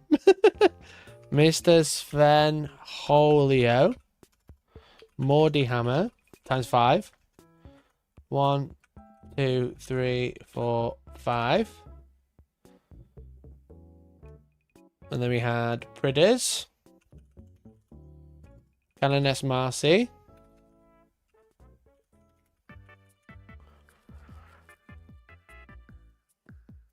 There must be plugin to do this. If I had it in a notepad, yeah. Notepad or a Google sheet or something. ZZ Obo ZZHD. But it also just keeps up the watch time chat because you got to stick around and watch me do it. It's a bit of a loaded question. What's your thoughts on Luminous Realm Lords? In what regard, Alec?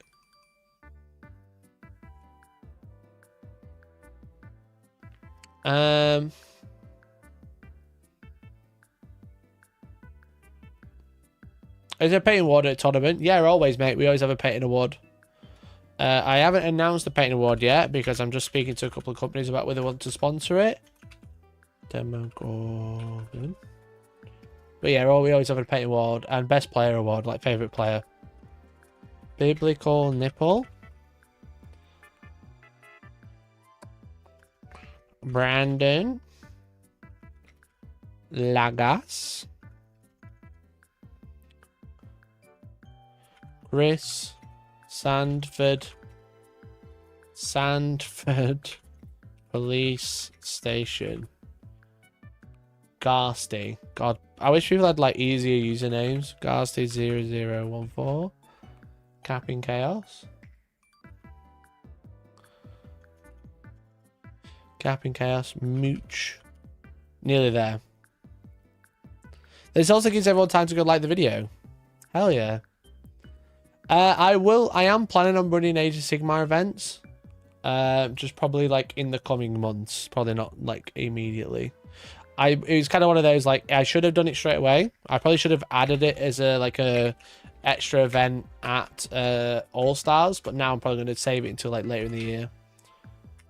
I do want to run AOS events though, definitely.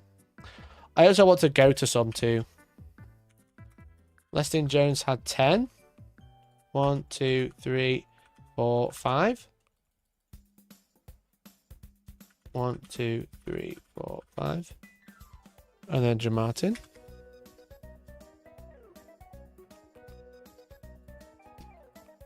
Yeah, Papa with 5. God, Papa had so many tonight. Papa had so many and then never wins.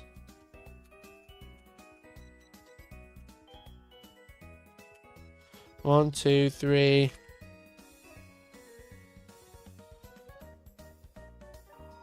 1, 2, 3, 4. Papa, Baraya. Then we had Jamartin. 1, 2, 3, 4, 5. I think we're nearly there. Let's put 120 odd in. I'll put 124 in ready because we got super chats as well. DN stuff. Keith Moore. James Stancliffe. Keith Moore. Also, Lebari Train 2. The only problem is like, with Spearhead is everyone have to bring their own terrain because it uses specific terrain. That's the issue.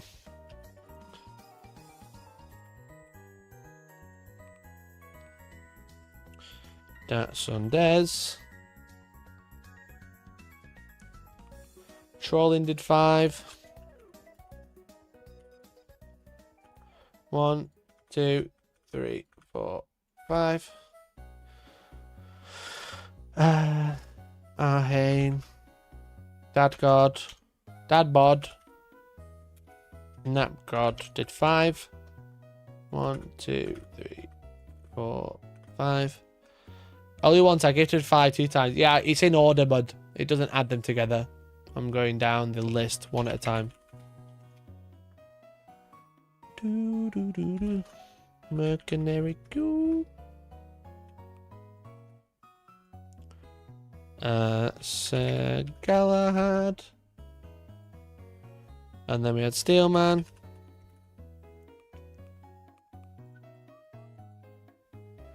I'm not here to win. Appreciate it, bud. AOS All-Stars. It'd probably be like together, right? I'd probably run an event where I run a 40k and an AOS event at the same time.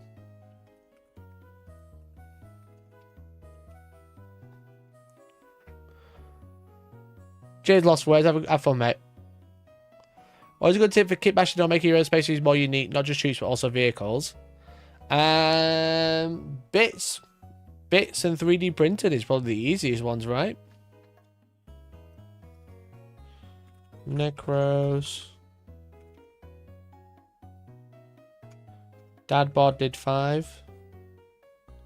1, 2, 3, 4, 5. And then Jamartin did 5. Can't believe he did over 100 members in one evening. That's fucking crazy.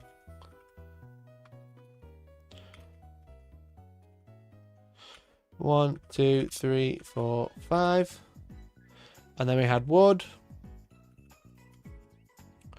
And then we had Faces and Bases.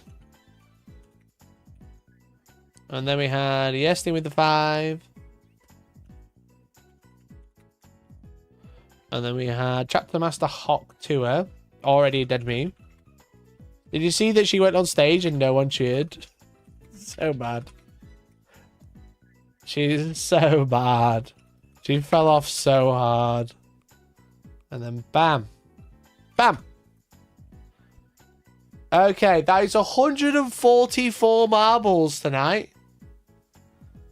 144. Someone choose me a track. Let's scroll to... Here, someone choose a track. A good one.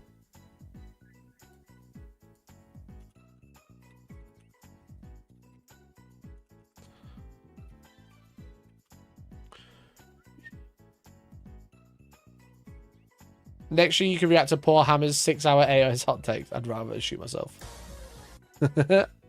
I would rather shoot myself, bro. Sagwolf, you're on there, bud. Tundra Tumble. Silverstone. There isn't Silverstone.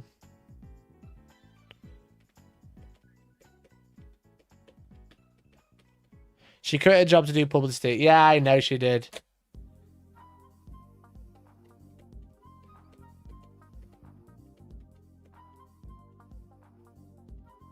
The lab. I think we did the lab. We did the lab last time. Let's do Tundra Tumble, shall we? How many marbles were they? 144. Just to make sure, let's put 150. Gauntlet. Sprint. I don't see sprint. Super chat £5. Well played, Mikey, calling me Lestin instead of Yestin after roasting you on Tuesday night's stream. Tips hat. Thanks, bud. Appreciate it. Thanks for the 5. All right. 150 marbles. 1 spin of a wheel. Here we go. Is everybody ready? In 3, 2, 1. Let's go! Okay, we've got a Christmas-themed marble race with an Andy Tech Dad Grimdark Mark making Yestin Jones right in the front. We've got a bit of a tundra. Let's run to number 1. It seems that Andy Tech Dad has got the early lead. Closely followed by Grimdark Mark, Yestin and John McArdle, followed by Mick and Dardboard. Who knows what could happen? Let's see. Look at them all two down. Who's stuck inside? John McArdle and Jim Martin. What are you doing over here? You're supposed to be racing. Dadbod, what's going on? Anyway, back to first place. John McArdle with Dadbod and Jim Martin. I don't think the game knows who's in first place because we got the whirly swirlies, we like to call it. The whirly swirlies. Nobody knows who's going to be in first. It could be this side. It could be this side. Nobody knows. He says a late man's in first. God, no. Definitely John McArdle in first currently, followed by John McArdle. Come on, guys. Catch up. Don't let him win. He came in and fucked off again. Looks like Dadbod has got the lead. Hell yeah. Let's go, Dadbod. Just got to fall through the hole now. That's not good. That's not what you're supposed to do. Fall through the hole, brother. Fall through the hole and roll down there. You'll never get there otherwise. Who's going to pop out first? That's the question. It looks like Trolling and Dadbod have got out first. Holy shit, it looks like they made it out first with another Dadbod and a Grimdark Mark. It looks like Dadbod has got 2 chances to get first. He's first and second, no fucking about. But who's going to come round first? It looks like Dadbod is gonna win with Trolley Cleaner right on his tail. Will he make it or will it be the other side? Oh, well done, Trolling. Well done, Trolley Cleaner. You made it through. Well done, bud. You just overtook him at that last second. Holy shit. And who's at the back? Sir Galahad, what happened, bro? Jim Martin, what happened? John, what's going on? You know there's fire coming, don't you? Jim Martin, come on now. Hurry up. Come on, Jim Martin, go.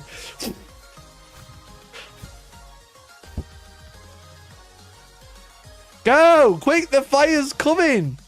Where is the fire? I don't know. Normally there's fire. Go, Jim Martin, go. Go, go, go. Well done, though, to Trolley Cleaner for first place. Congratulations, matey. Congratulations. Final results, as you can see. Well done, everyone. Well done, everybody. You made it. I don't think anybody died. Nobody died. Tundra my ass. Oh, there you go. A couple of people didn't finish. Unlucky. It's okay to share the winning box. It's not gay.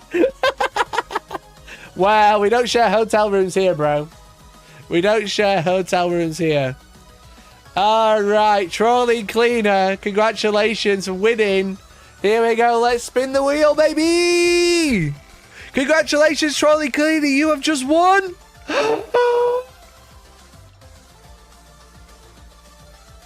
Oh, shit. You just won Elden Ring all the DLC.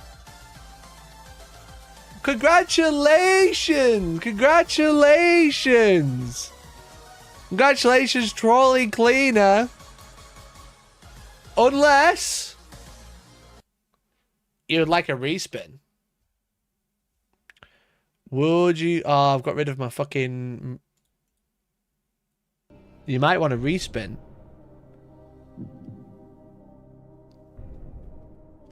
Maybe he wants to respin. Maybe he wants to keep it. What does he want? Would you like Elden Ring? Elden Ring DLC? Or a respin? I have 100% an Elden Ring DLC, to be fair. I mean, you could give it to a friend, right? You want to spin the wheel? You want to spin it and respin? We can respin. Spin, spin, spin. All right, okay. Let's do a little shuffle. A little shuffle because all our prizes were together. And best of luck, Trolley Cleaner number 2. There's just one. It's just one battle sector. Congratulations, Trolley Cleaner. You just won battle sector on Steam. I'll get that sent over to you now, matey. Congratulations. We need to add some prizes on here, I think. We need to add some prizes, but here we are. Well done, matey. Well done. Congrats, mate. You just won battle sector. Let me tell you about battle sector. I think I have a code. I do. It's a fast-paced, turn-based strategy game set in the grimdark universe of the 41st millennium. Pick your force, develop your army, field mighty heroes, and fight for victory using superior strategy, awesome abilities, and devastating weaponry. There you go, mate. You've just won a copy of Battle Sector for Steam. And congratulations. Thanks for the support tonight. Really appreciate it. I hope this goes a little way as my way to say thanks. I think I have you on Discord. If not, shoot me a DM right now and I'll get this sent over to you, buddy. I mean, you could have took the Elden Ring one and sold it and bought Battle Sector and probably got some change, but there we go. There we go, mate. What can I say? Oops, nearly giving you 2. Nearly giving you 2.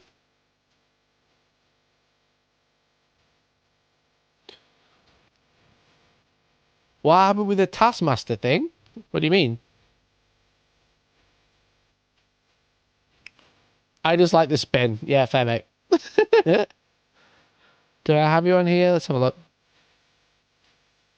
Trolling. People. Trolling cleaner. Trolling cleaner. Da-da. Enjoy. Alright, everybody. Alright, everybody. I think that's a good time to pause and say thank you so much for watching. Thank you so much for watching. Really appreciate it. That's really kind of you to hang out today.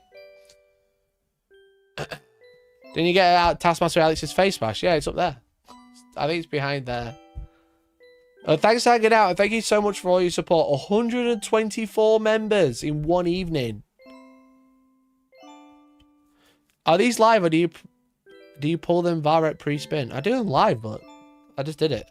This doesn't count for anything, but yeah, I do it live. What do you mean a pre-spin? I do give away everything. It's just people keep not wanting the big prize. I do it live every time. But thank you so much. I'm going to be live again on Monday. I'm away this weekend. I'm back up the country. I went all the way to the bottom at the beginning of the week, and I'm going all the way to the top to celebrate Tom getting married. Okay? There's nothing to it, just a promo box. Yeah, pretty much just a promo box, bud. But thanks for watching, everyone. I really, really appreciate you all. Thank you so much for all the lovely support. I'm very, very blessed to have you as my community, and I couldn't thank you enough. I couldn't thank you enough, honestly. But yeah, so I'm going to celebrate Tom's wedding this weekend, so I'll be back Monday, where we're going to be calling every YouTuber I know and asking them for advice, and then you are going to be ranking on how good or how shit that life advice is. That's the plan for Monday, so hopefully people pick up their phones, all right? If you're a YouTuber and you're watching now, make sure you're ready for a phone call on Monday, all right? Thank you so much. Love you all, and hopefully I'll catch you then. We're going to be calling them all and ranking them. Thanks, everyone. Bye-bye. Bye-bye, everyone. God, I'm so lucky. Cheers, guys. Bye-bye.